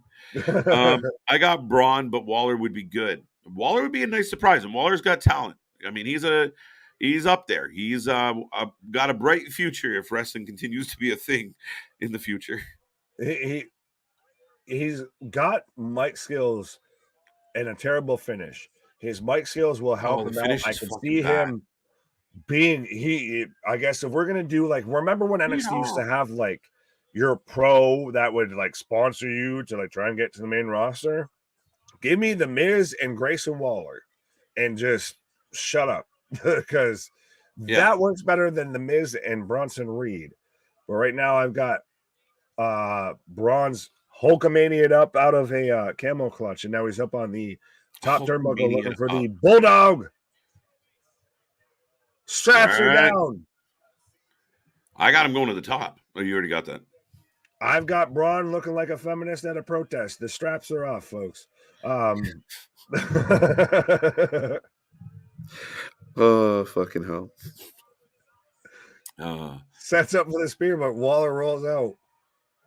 I knew that was going to work. We're going to... And see, this is the only time that bullshit fucking roll... catches him with the high knee. Because you would. Look. Oh, that was good. That was cool. Because I was like, that's the only time that bullshit finish works. Because that's what you would do if someone fucking rolled in like that. You'd be standing there, like, come on. But Waller killed him. Whew. That could look better because that has the effect, especially with him going for the spear, of that. Everyone remembers the Masvidal Askren knee. If you managed to make that spot look like that, that's your finish. Shut up and take my money. Game over. That makes sense. No, definitely a good spot. Now, okay. No, Waller definitely a good spot. Is he gonna? Oh, he was going for like the Zoidberg elbow, and then the middle rope breaks again. Now he fell out. The same fucking crew that I guess built the top rope for the Roman Finn Balor match. Rules. Dude, Vince is back and everything's going to shit. Do we have a count out because Waller because the middle rope just said yeet? Dude just dropped. Vince McMahon comes back. No way. No. What in the name of Dixie Carter was that booking? Wait, per quad? That's why this is not the main event. You can't send everyone home on a fucking count out. That's why this is not the main event, dude. You can't send people to the fucking concession stands on a fucking that means like that. You can't send people back to their seats on a fucking finish like that. We get a count out because of a ring issue. And then when Grayson Waller's trying to get the fuck back in, he grabs the ropes and they just Daffy Duck just yank, just send him back down. Like, So that man lost because the ring fucked up. That man didn't do shit. Yeah, but I mean, dude, like, okay, so here's part of the problem, right? Like, I mean, the guy, Waller rolls out of the ring, lands on the apron, rolls out. We just watched him they just showed a replay of a bigger fucking spot than that spot that he was perfectly fine to continue wrestling. So, one problem. But two, it means that the rope breaking originally, like, it was a work. The whole ring thing was a setup and purposely the angle here. But then that's double fucking stupid, I feel. Because you got away with it the first time. The second time it seems stupid. And it's to one of those so if I'm Shaq and I fucking go down and dunk and the rim breaks, does that mean my team wins because they can't score anymore because the rim's fucking broken? That man couldn't compete because he got dumped out on the outside because the middle rope broke and could have put possibly incapacitated the man. And so now that's how he gets counted out. I get what you're saying. That we need time to shoot. This ends up. That's how you set up for another match. It could just but it could be very much of a case of like, all right, we got an issue here. Let's just end it. But, I don't know, man. That's bullshit. Yeah, interesting angle. And technically, I think if I was booking it, the bigger guy, Bron, would have broke the ropes and fallen through. And maybe Waller says, I got a W over the champion because of some faulty thing. Like, but you had to make it more convincing. Like he goes for a spear. Waller moves out of the way. When he hits the ropes, the middle rope breaks, and granted, you sell it as it pop back in his face spot safely, but to where it sends him out onto the fucking ring apron and all of that, and that's what knocks him out. Because if you see a guy that takes a spear and it dumps him into the outside, and there's nothing there to catch him but fucking concrete, you're gonna believe that's you can't reach a 10 count versus Grayson Waller. Yeah, I mean, I don't love that all being worked in. Like, this is the spot we're gonna do. Oh, by the way, Gulak. I'd love to see Wardlow Academy, I guess. The Gulak. I think we've seen this gimmick before. Yeah, I'd love to see a little bit. We're gonna get Gulak versus Patrick Dempsey. Well, then Hank the Tank turning on him. No. I think we get Gulak versus Regal Sun because we're gonna get that for sure. We've got Gulak just basically living out his opening tutorial for WWE 2K gimmick or 2K22 gimmick. That was one of the worst segments of wrestling I had seen in a long, long time. Like, we don't just shit on AEW around here. Like, we're honest about what we see. And that NXT, this Gulak segment was all kinds of awful. It was just awkward. So, and next we're getting Hank the Tank versus Charlie Dempsey. So we had the world heavyweight title go when we're still going to get Charlie Dempsey, Little Regal versus Seth Rogen, Hank the Tank, and we're still going to get Julius Creed versus Jinder Mahal, and we've still got a 20-woman battle royal, all in about 40 minutes, folks. Right, and now I'm getting the promo ad for Royal Rumble. There we go. Yes. We got a very Thor theme going on with the Rumble right now. That's excellent. I'd love to see Wardlow go to the WWE and team with Bron. Jeez. That's a lot of beef. Yeah. Wardlow is the guy that has Vince McMahon written all over it. Then again, so does Hobbs as well. Any kind of big beefy boy out there. Christ, maybe we give Bearcat Lee another run back in WWE. All right. You never know. I mean, his booking's been all over the place as well, so who knows? Right. Is this live? A battle royal without ropes? Well, it's going to be interesting, that's for sure. Right. Well, I guess they're going to have to fix it, and at least it was the middle rope, not the top rope. So you just got to go over the top rope. You don't have to go through the middle rope. But most of the women hit the middle rope when they get Irish whipped, so that'll be interesting. No, they use that to launch themselves over when they have to miss their spot and everything. Right. They have to fucking hop over the rope like fucking salmon trying to fucking climb the waterfall to get the fuck out of the ring. I know, I completely agree with that. Bobby says, too bad for Waller losing by a count out. Yeah, it was a bit of a weird ending. Even if he managed to roll in and got instantly drilled with a spear, or, like Bron put him out, and it was, I fell out of the ring and I had to, scratch and claw to get back in. And I finally get I back in. was And yeah, all fuck that. out of sorts and everything, and then turn around and Yeah. but it sets up for another match between the two, and I think that's In the ultimately wide where we're world of going. sports. We get that at Vengeance Day of let them build to that. Yeah, let them build to it. It's a weird way to build to it. And then again, I think if I wrote it, I would have had the champ take the count out, and then you go, all right, well, now Waller has a legitimate claim to this title because he did get a win. It came by shenanigans, but nonetheless, it's a win. That does make sense if you were booking it like a sane human being, but that's neither here nor there. HBK run it back at Vengeance Day. Yeah, no, absolutely, I agree. Yeah. The ring botched. Yeah, no kidding. Like I said, Vince McMahon came back and even the ring's falling apart. Everything's not. So that's what it is. It's fucking It's the hex. No Danhausen curses and everything. I was gonna say it's like Dumb and Dumber of our pets' heads are falling off. Our pets' heads are falling off. Vince comes back. Steph's leaving the company. The middle ropes are bringing. Our pets' heads are falling off. Right. Here's Roxy, the NXT Women's Champion. Yeah, Roxy is going to see who will come after her for that title. So I'm curious. I mean, Roxy, for a young lady, has had a pretty good career so far. A couple titles under her belt. Performed at the highest of levels. I mean, it's good for her. She started 2022 as the Ring of Honor Women's Champion, and ended 2022 as the NXT Women's Champion. That's pretty impressive, right? Oh, absolutely. And I would say no one else can lay claim to that. Nope, very true. Uncle Howdy is Eric Rowan. But listen, guys, there's a very important thing here with this Uncle Howdy stuff. That's why they've all been here, and then he's just there. Right? Right. Well, the thing is, each time we see a character walk out, they're different. The mask is different. The eyes are different. Everything's different each time. And there's a purpose for that. And they're completely different, and not completely because they don't know what the fuck they're doing.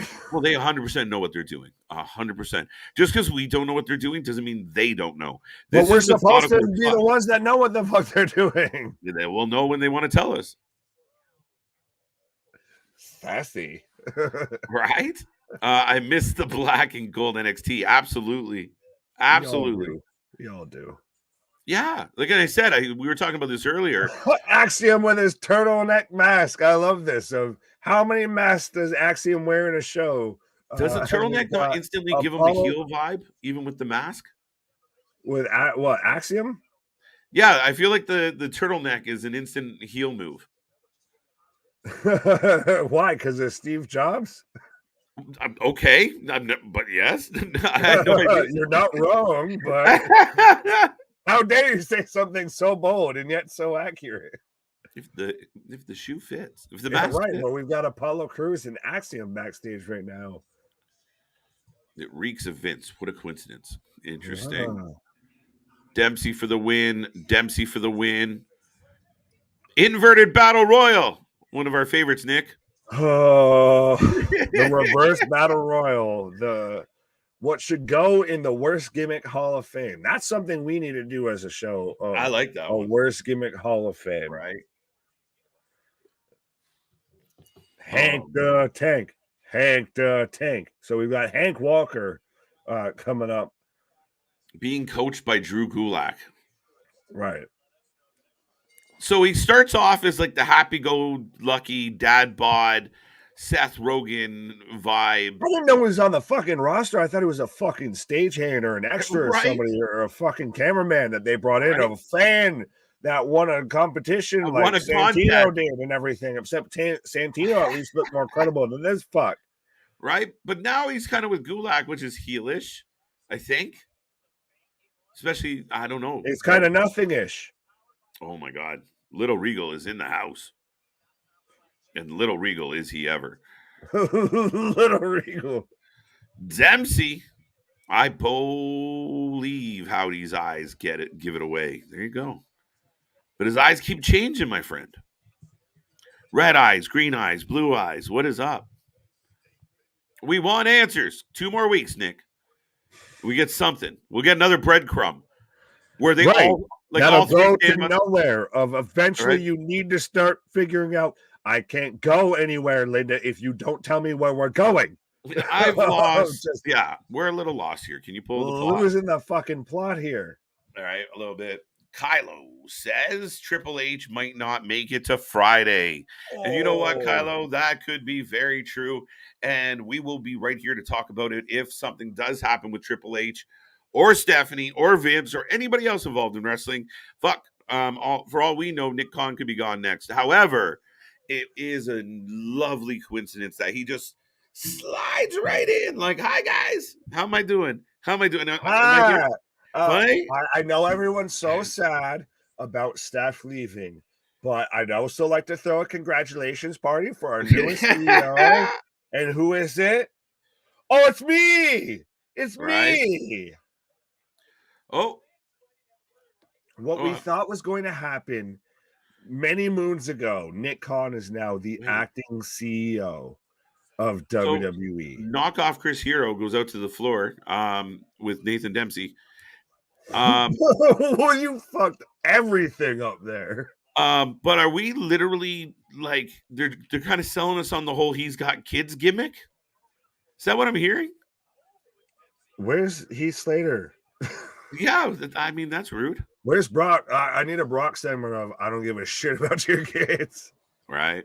Vince is back in back. The ring wants out. Yeah, the ring wants to quit. Even the ring saying, fuck it. I'm done. Yeah, I'm out. Done. That's God coming back to get his vengeance after that fucking defeat he took. Yeah, I mean, Waller can't be that hurt. I hear you. No, it's just he was disoriented, and then he went to pull the ropes to pull him back, and they did the the yo-yo shit on him of just. Did you catch that from Shawn Michaels? I hear you. He put out a tweet.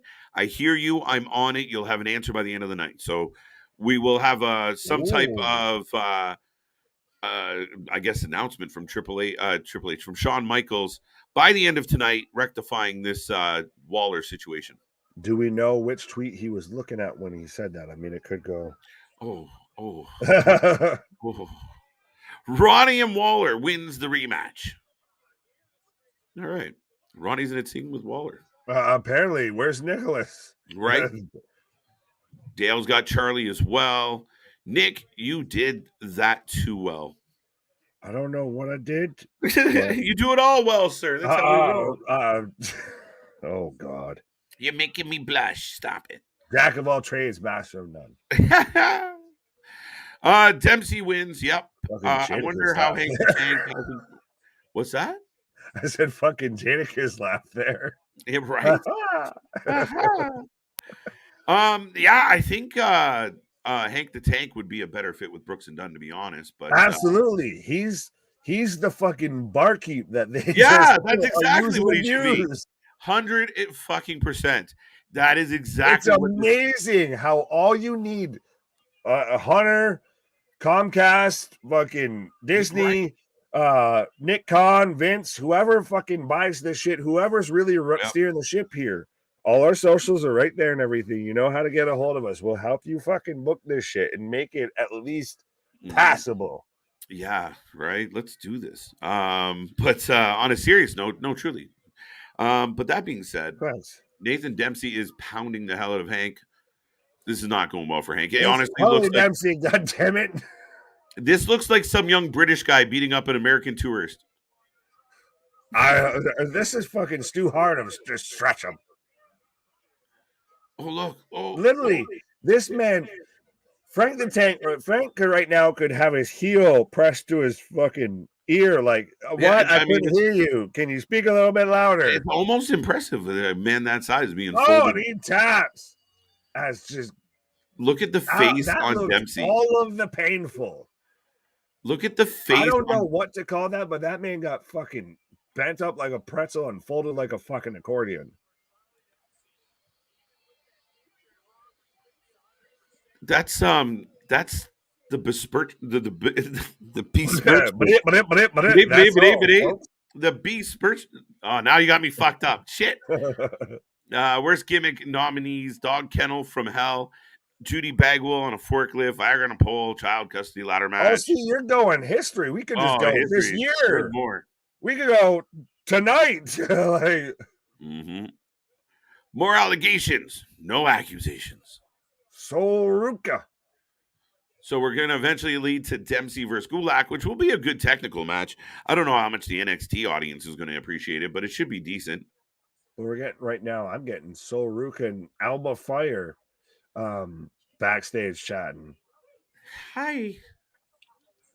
Have you seen my bat? You want me to hit you with my bat? I suggest you be nice to me. Sound like my aunt. Fuck you.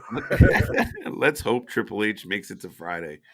I think they know. Keep in mind, they're trying to sell the company.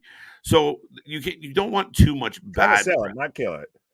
Yeah, you need it to be worth something. Like, you don't want it gutted, right? So again, we all assume like, oh shit, the sky is falling.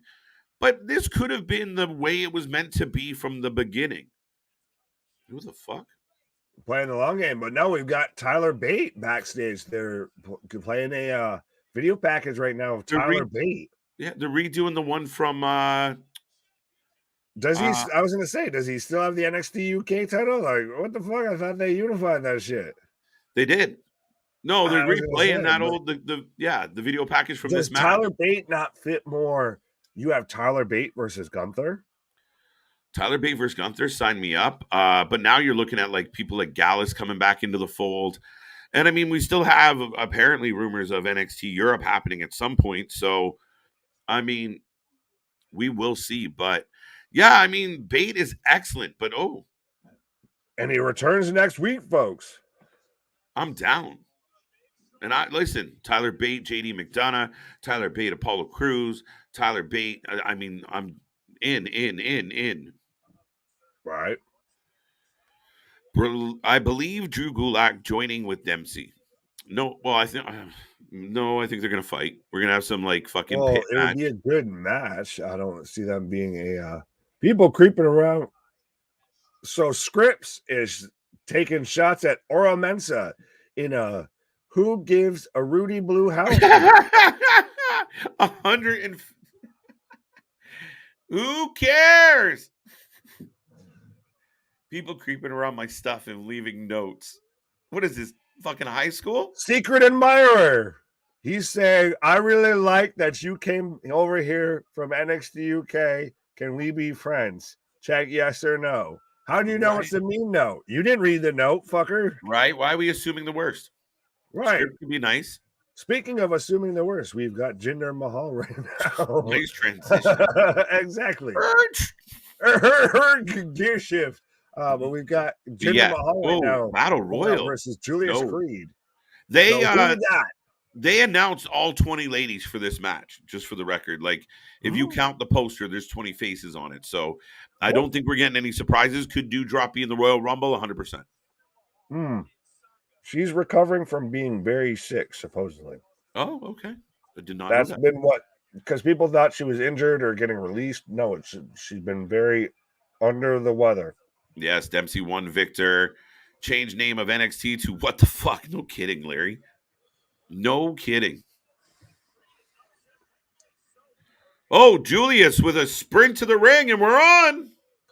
Spinebuster. But so give us your predictions, folks, of whether you've got the modern day Maharaja, you've got Jinder Mahal, or you've got Julius Creed.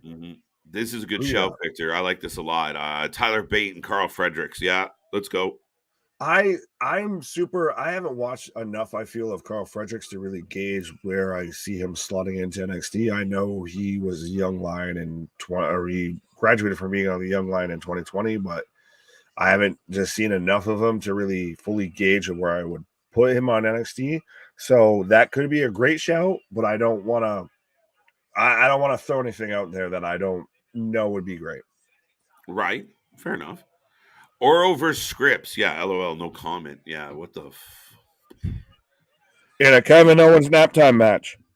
I honestly thought things like scripts, things like Wendy Chu, things that we've seen, maybe even Tiffany Stratton, just go away, and they try and make the show a little With Vinnie better. Mac back, Return of the Mac.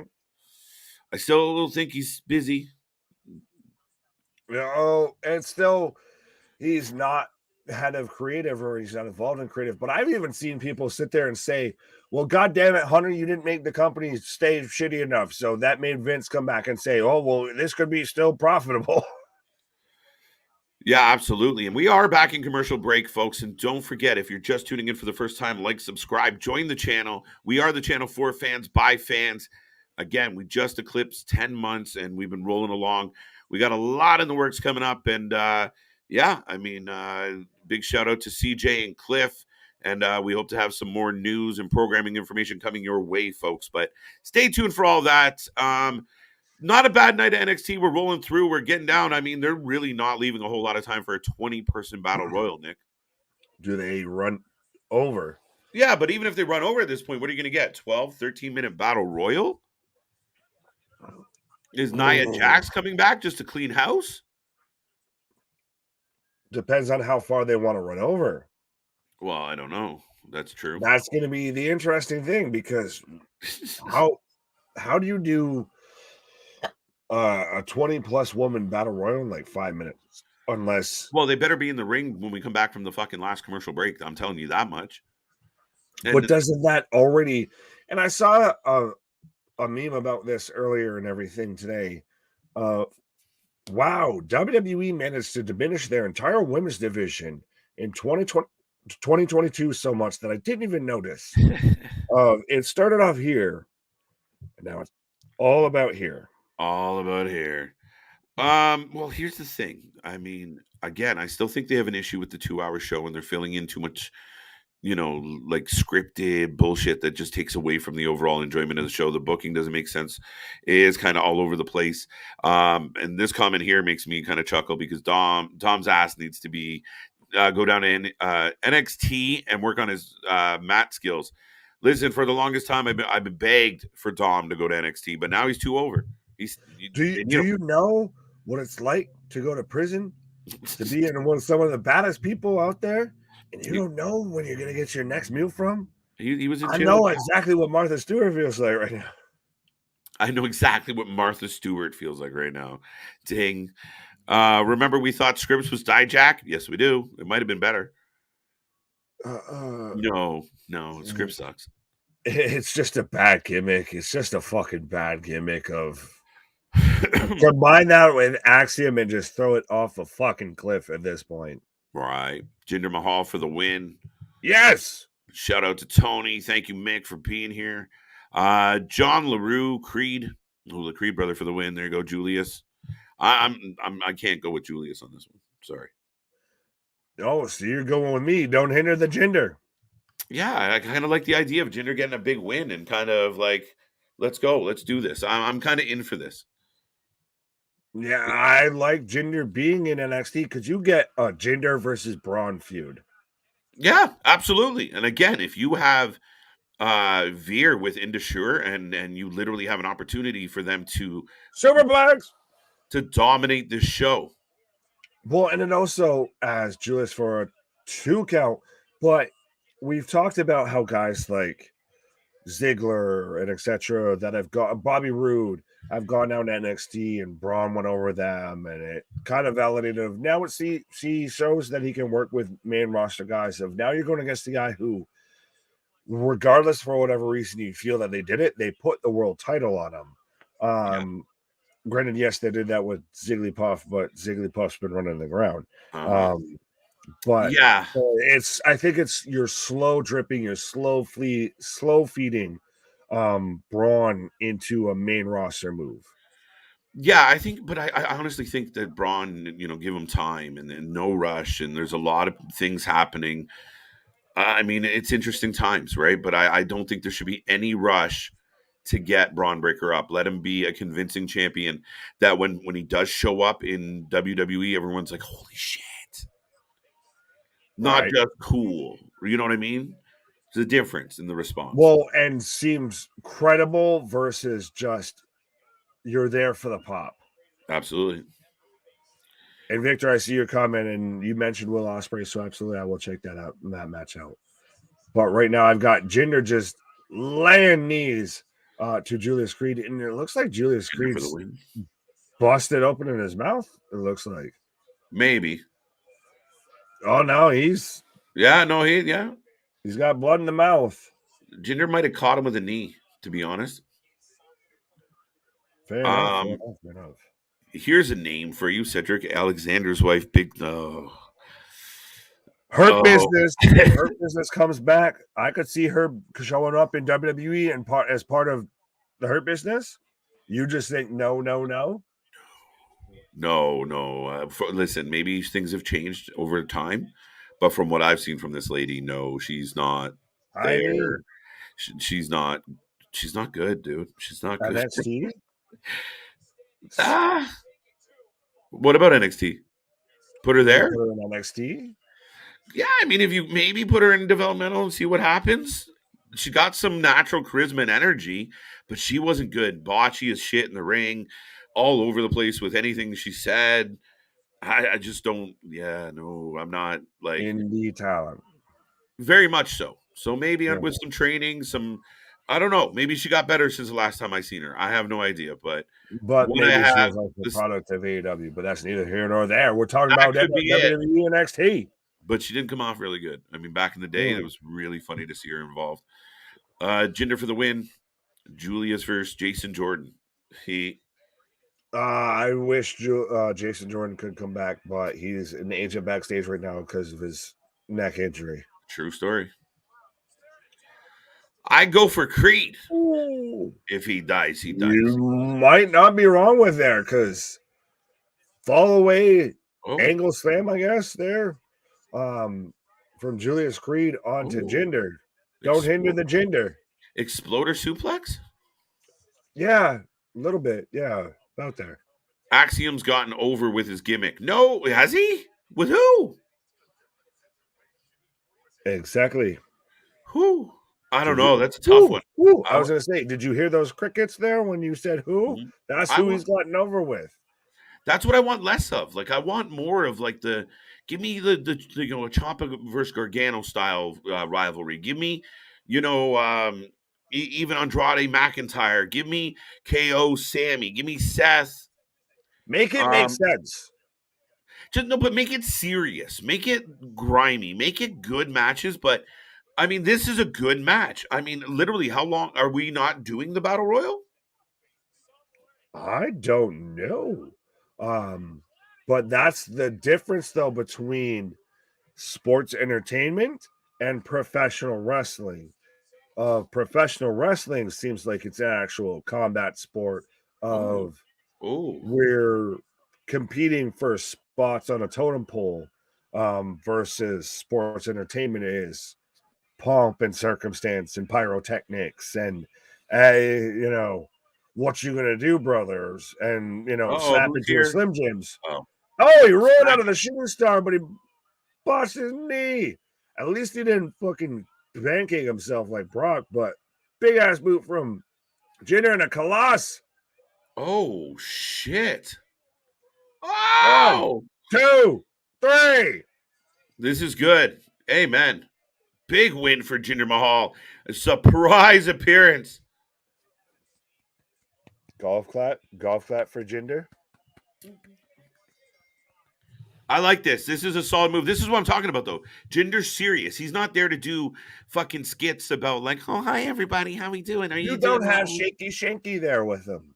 Hey, don't hold your breath. That could show up. But if he shows up serious Shanky, we got a just big shows problem. Up, hey, Jinder, I didn't know what you were doing in NXT. Listen, people, that gimmick was fucking. If anybody ever had a friend like that, you'd just be like, dude, stop. They gave him the fucking Great Khali treatment of just. Remember when Great Khali just showed up and just danced and he kissed fucking Natalya Neidhart? They just turned Shaky into mini Great Khali. Wait, now we're in the back with Fanlin and Brooke. These two like coexisting? Like, doesn't? Kiana James. They have to give you name bars. See, it's not just me that don't know who they are, Nick. What in the name of fucking CMT fucking soap opera am I watching right now? CMT soap. You have the chick that owns the bar, but she's super friendly and cares very much about fucking Brooks of Brooks and Dunn. As we've got Fallon Henley, who's, I don't care. I'm a redneck woman over there, with fucking Dunn of Brooks and Dunn. All right, here we go. By the way, Your but yeah, favorite no, woman coming out right now is it's we've got 15 minutes for a battle royal of Cora Jade, who I this is think what is I mean, what's Nick. up next. This is what I mean, Nick. That you really can't have. I mean, when you have a 1 hour show, you don't have time for those kind of fucking moments.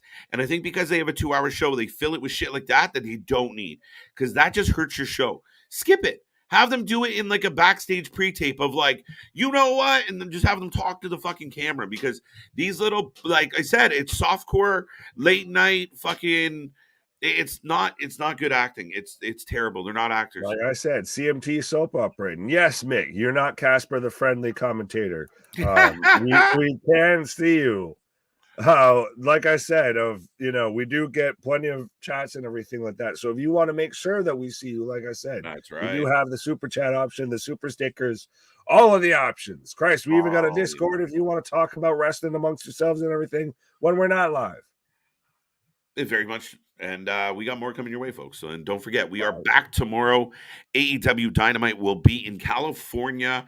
The card is pretty stacked. I mean, getting Bryan Danielson and Takeshita randomly booked in this angle. Takeshka.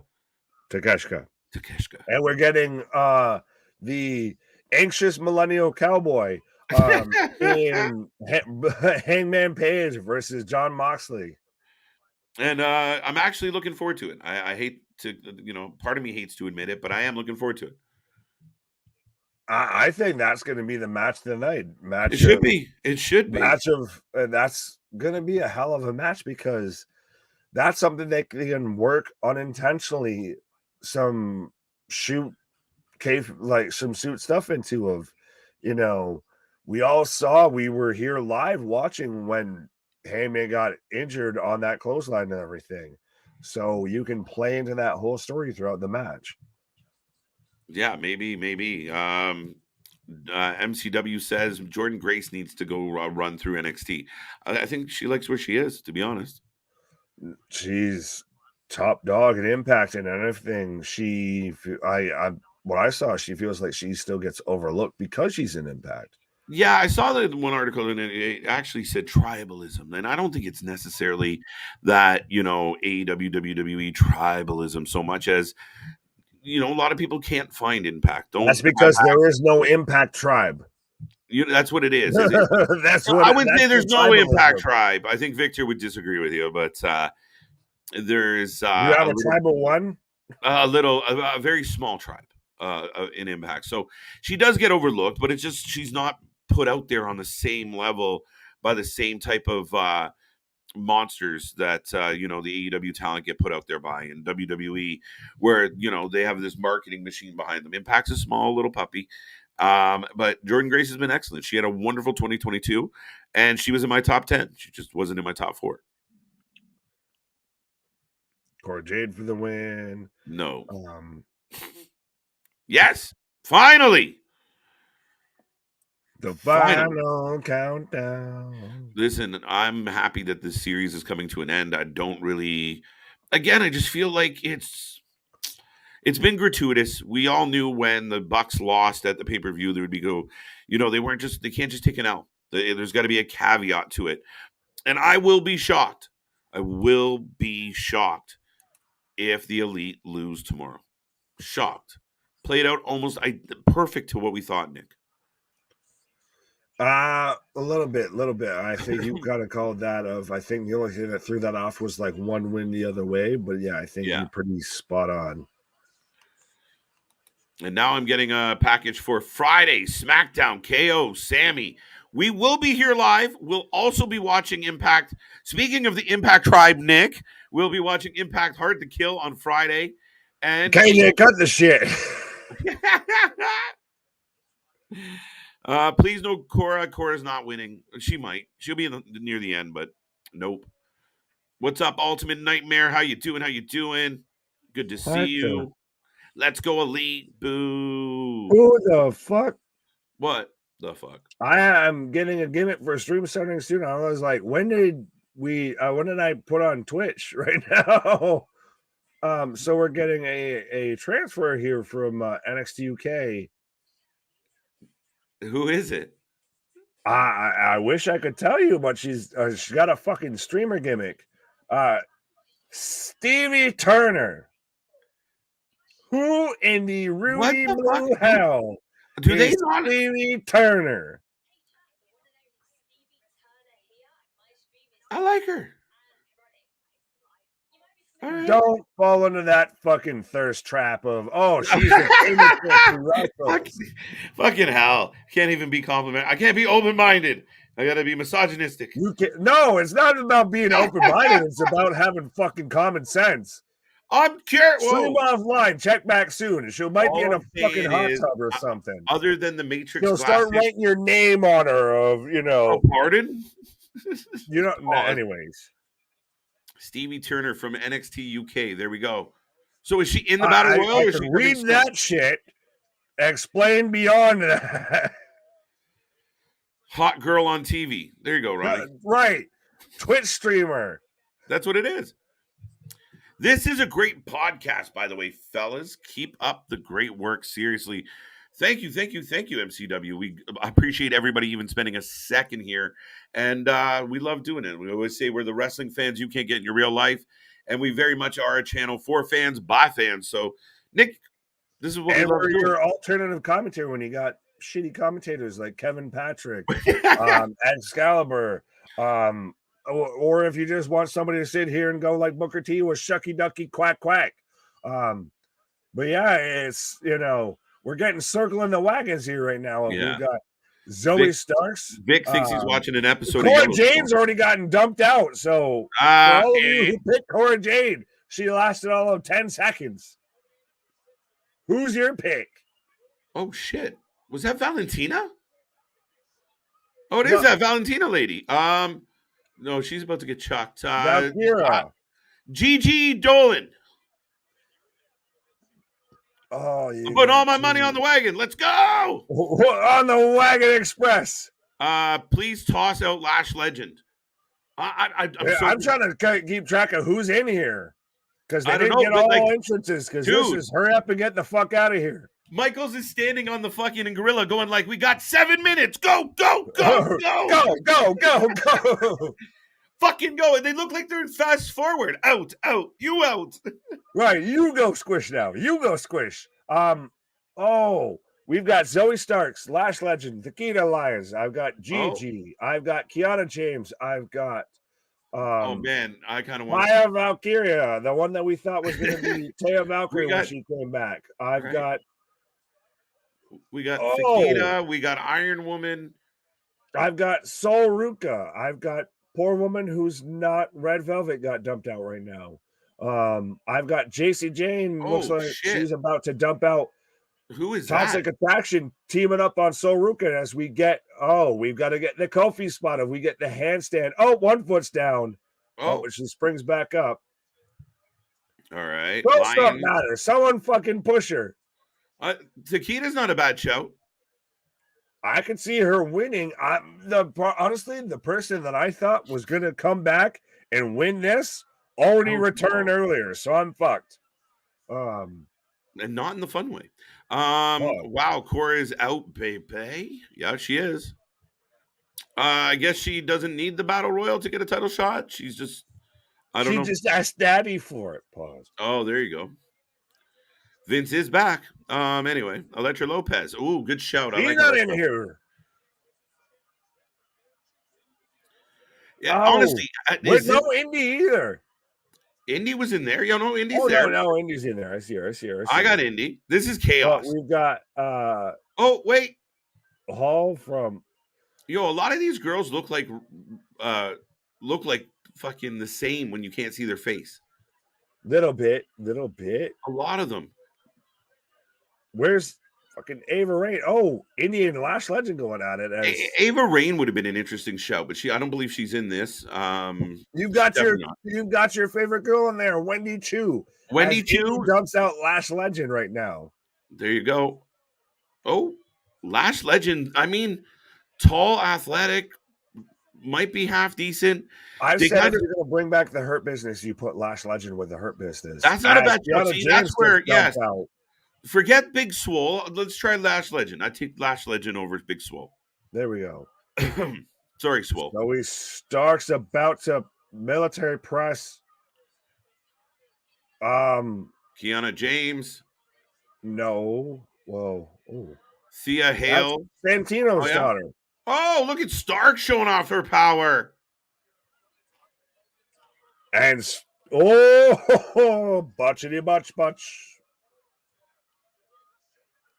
Looks like they were about to try. Taya Valkyria was about to try and dump out Zoe Starks, but oh wait, that's who that not is. so much. Yes.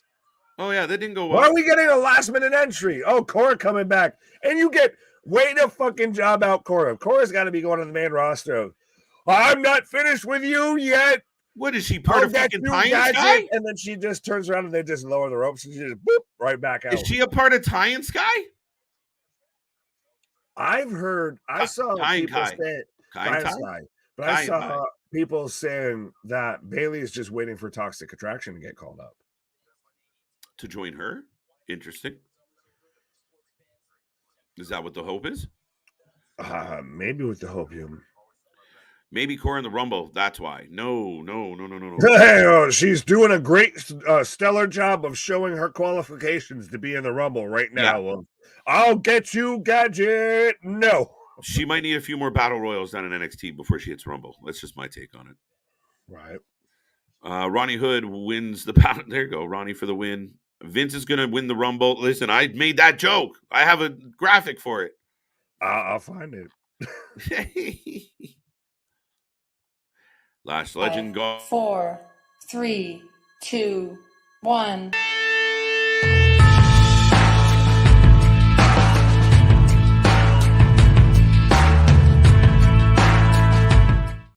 Come on. Come and give me. You got no chance. GG with the tights. A pause? What? Bless you, Nick. Hachu. I could go 5 different ways with that. I'm thinking halfway of Ace Ventura Pet Detective while we're in a commercial right now. If you say the other movie, I'll pop. Hachu. That's his name. That's my name. But also, no, don't bless me, bless you. I mean, seeing Cora get tossed out of the ring puts a smile on my face. So not complaining. Get her out of here. Oh, there you go. Get her out of there.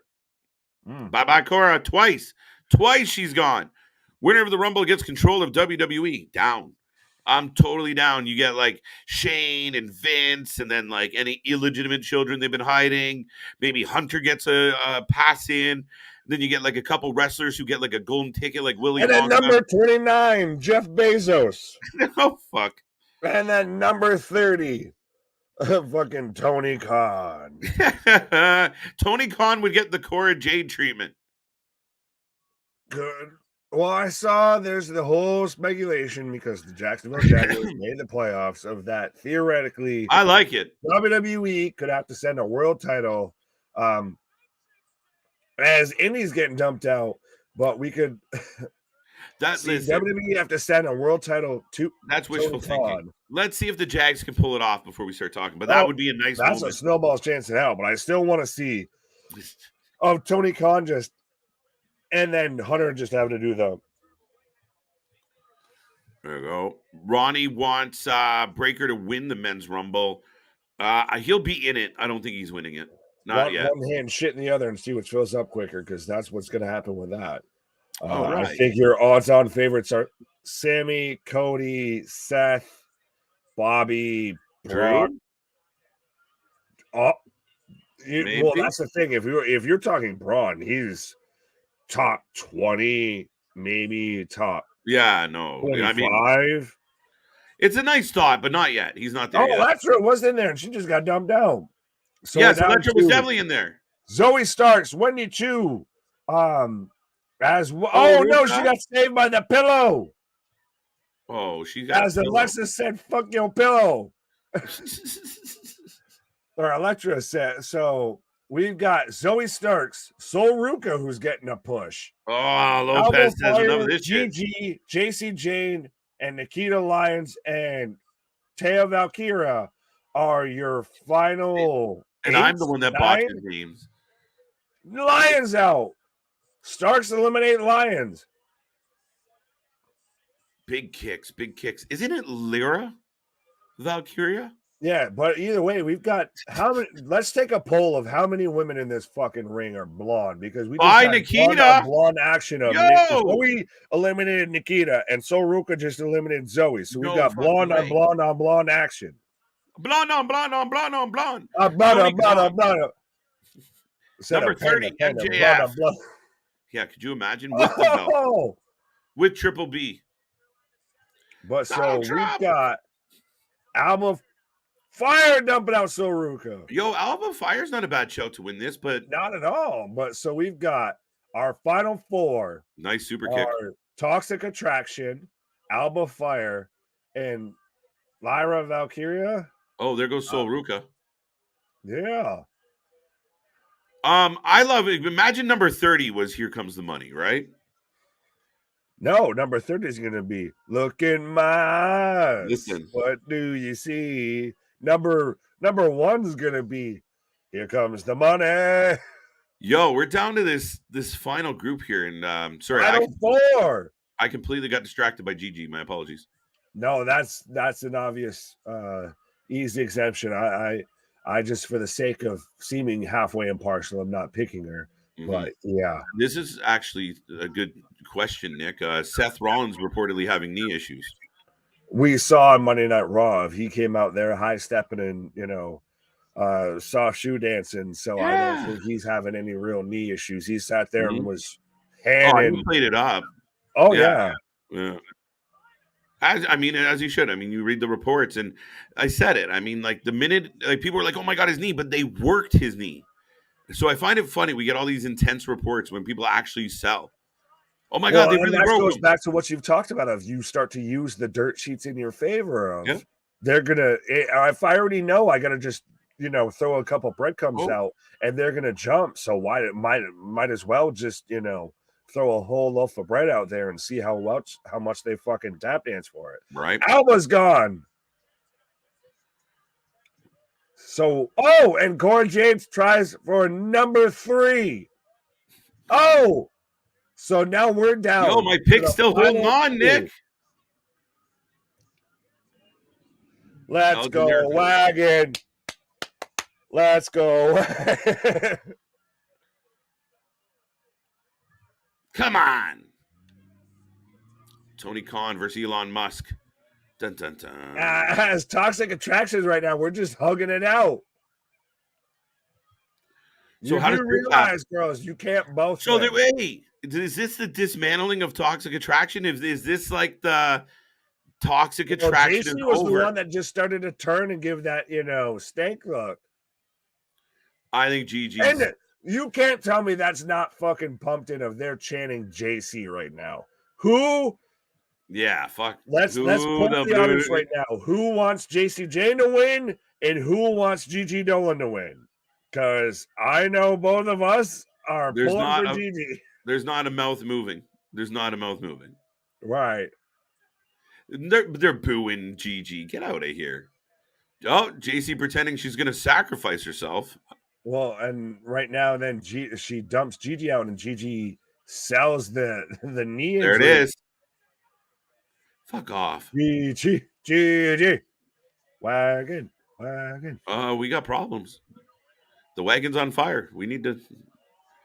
I want that girl that looks like the other girl. Wee woo, what? I hope so. Victor, Fire gone. Isla and Alba done feuding. No. Maybe. Oh no, 2-on-1, not anymore. Oh, and to touch on I saw somebody talk about Gargano. It's shoulder injury. He's trying to come back for Rumble and Okay. everything. Yeah. Epic rap battles of history. I'm down. Send that into them, Smile Mark. Let them know.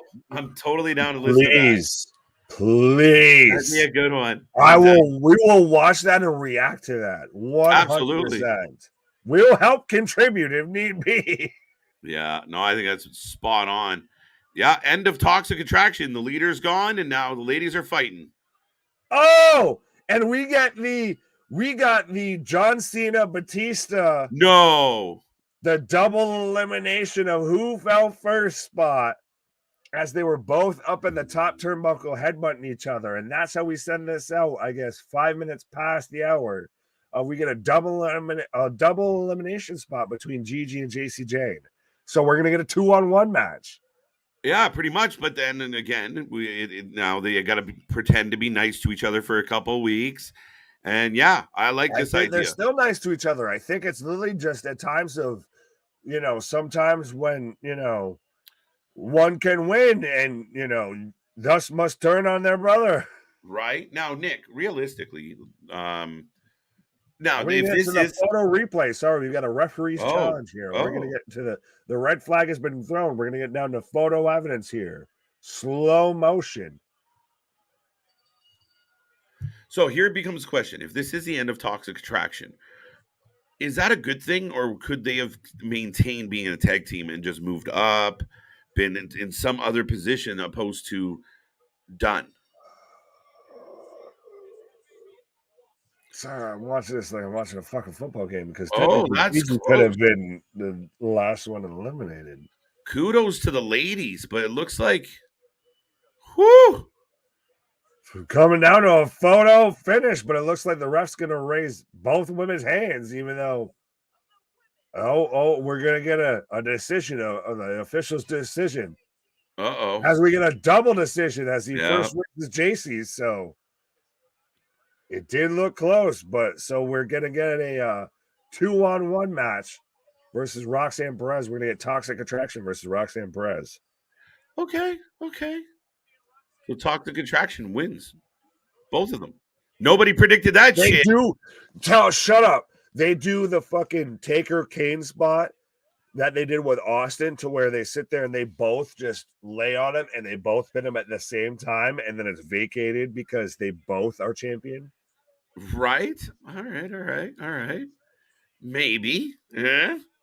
Well, we're getting that at NXT Vengeance Day. There you go. February 4th. And now we're getting the answer from Sean Cuthbert McMichaels. Oh, yeah. He owes us a speech. This is crap. Double elimination. Oh, God. Drag this out. We'll do it right now. People get paid to write this ending. Well, right? Shit, we Christ do it better than them for free. Whose cousin came up with this shit? We'll do it for half their cost, Hunter. Just let us know. Let me volunteer. I'll volunteer you. All right, folks. Now we're getting cage. Yeah, look. Vengeance Day between Waller and Breaker. So they had the ropes break so they could set up a steel cage match. Get the fuck out of here. There was a better way to get there. Yeah, there's a better way to get through a lot of this shit. But we are at the end of NXT New Year's Evil. So let us know your ratings, folks. Let us know what you're feeling on a Tuesday night. Got the wrestling going up on a Tuesday night. Right. 9.5 out of 10 from Bobby. 6 out of 10 from DeMarcus. 7.5 from Larry. 5 from Victor. 7 from DeMarcus. Wait, did Marcus vote twice differently? He's declining.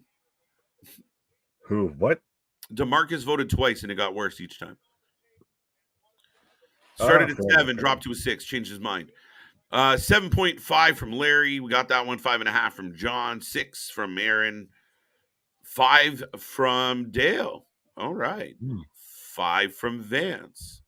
2 from Steve. Oh, Steve not having it tonight. Can't wait for Dynamite. Changing my score to 6. Man, I mean, NXT keeps it moving. It's not like a boring night. You don't fall asleep on it. You just don't quite understand everything you're watching. So long for now. But that's a good thing. No, I'm not complimenting it. I mean, it's very much again. I mean, I think the NXT was better off being on the network. Put it back on Peacock. You don't need it on any network, and you just kind of minimize the shit that sucks. Even if the show's 90 minutes instead of 2 hours, cut out all the nonsense. But is that then Zero. has WWE gotten to the point with this that they've admitted defeat? No, You sure? admitted defeat on what? Of if they have to, we were going to go live, and very clearly we were doing that to compete with AEW and everything, and then now we have to go back to we're a 1 hour show. We stay at Full Sail after we were going to go live. I don't think you can conduct business in that manner. I don't think that you can kind of look at it that way. And again, it's their, you're putting up like the man built a fucking company on it. But I mean, this is a developmental thing that it should be developmental.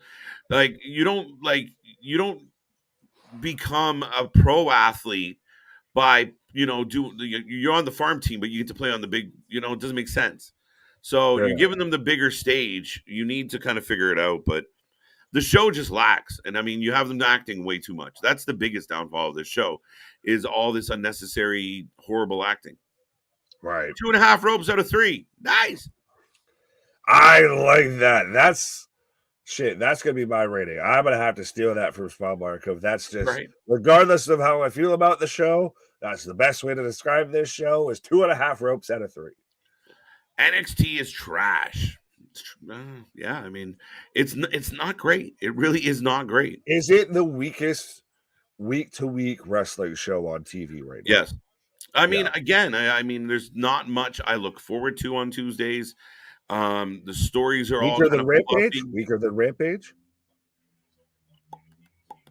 Yeah, sometimes. I mean, it's neck and neck, but I mean, at least Rampage they'll throw in like a splash main event, even if it's pre-recorded. I mean, at least it's like they'll throw in an Eddie Kingston for us. I mean, there's no Eddie Kingstons on NXT right now. Jinder Mahal. I can't believe you, of all people, made that comparison. Fuck off. Oh, that's clearly a fucking joke. USA makes it trash, makes it very fucking saved by the bell. They might be owning it sooner than later. Right? That could be that's where people get nervous of, could it be a bad thing? So now we're in the twist of it. Damien says 9 out of 10, so not everybody's hating it. Somebody might not be on this planet, I guess. So now, is that grading on a curve? Damien, show your work to the class of how you got a 9 out of 10 with NXT tonight. Absolutely. And not talking about us, talking just about NXT. 6 out of 10. Victor, peace out. Later, Victor. I like NXT more than I like Dynamite every single week. There you go, Damien. I mean, different strokes, different folks. I can't go that far. I can't commit with you, Damien. And then, again, there was one of the times where NXT was the most entertaining thing to tune into. Like, you wanted to find NXT and make sure you saw what happened on NXT, and that has changed. It definitely has changed. Fair enough. Absolutely. NXT needs to move away from the soap. Yeah, it really does. Like, again, the more times it feels like Degrassi Junior High or fucking Beverly Hills 90210. It takes you 90210. Hey, Jack.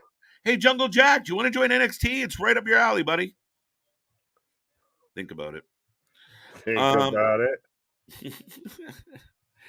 But Nick, what was your rating? I already gave mine. I stole it from Small Mark there of 2.5 out of 3 ropes. There, I guess is the best way. Or unless I'm going to go a full 2 ropes because that's the most that they had. I guess fully functioning throughout the show is I'll go 2 ropes out of 3. 2 ropes out of 3. All right, you should know by now. Don't trust my ratings for shit. NXT should go back to black and gold. Yeah, I think we kind of hoped for that. Hey, Vince is back. It could go back to the rainbow for all we fucking know. I'll go 4.5. Fair enough. 4.5. I mean, I gave Raw 6 or 5.5. It wasn't. No, I dropped to a 5 on, but it doesn't matter. 4.5. It wasn't bad until we realized, they're just doing the world title match at the top of the hour, and wait, we've got a lot of filler, and then we're gonna rush through a women's battle royal of no, you could have not had the filler. In a longer why battle did royal? you wait later and then have the Julius Creed versus Jinder Mahal match? Have that happen. Have that get called, the tag match get called off real quick, and then we cut to a Julius Creed versus Jinder Mahal match. There you go. That cuts out that filler bullshit. But doesn't it end up feeling like there was just a lot? Like you forget everything because it's just like boom, boom, boom. Like some people we see 3 times in the same night, and then we saw Cora Jade 3 times in the same fucking match. Right, like we get a lot of scene breaks and clip to something else. Like between commercials, 6 things happen, so we can't retain any of them. You know, the that's best thing that happened tonight was wrestling on ADD. Facts, but I was saying the best thing that happened tonight was Gallus showed up. Yeah, and we got the tease for Tyler Bate next week. It's very much so. But yeah, not much to the show. A couple matches were okay, nothing great, and that's the one thing that hurts my heart is NXT was known. Like if you tuned in NXT, you're gonna get at least one match that you'll be talking about tomorrow, and that's all they got to do. Deliver good matches. Forget about all this other shit. Yeah, throw in a sprinkling of it, but it's got to be surrounded by good wrestling. Right. But that's it. That's it. That's all I got. That's our Tuesday in the books, folks. What do you anything other thoughts about tonight, Stephanie, NXT? No, I think we went on for Stephanie for quite a bit. Pause on all of the statement there that I was making as I was saying that. I caught myself. But I will take John's statement there about, have a great night and all of that. But yes, absolutely. Well, actually, who's what? There you go. See you all tomorrow for Dynamite. Same bat time, same bat channel. Stay safe. Keys. Love you. Bye. That's it, folks. Right? Our shit is real. Our shit is raw. Oh. Our shit is. Oh no! Go ahead. No, go ahead. I like it. No. Go ahead. I got nothing. Our shit is real. Our shit is raw. Our shit is authentic. When you're talking about their wrestling, you better put that for life with it. See you on the flip side, folks. Dynamite is in California. It's going to be a fun one. I'm going back.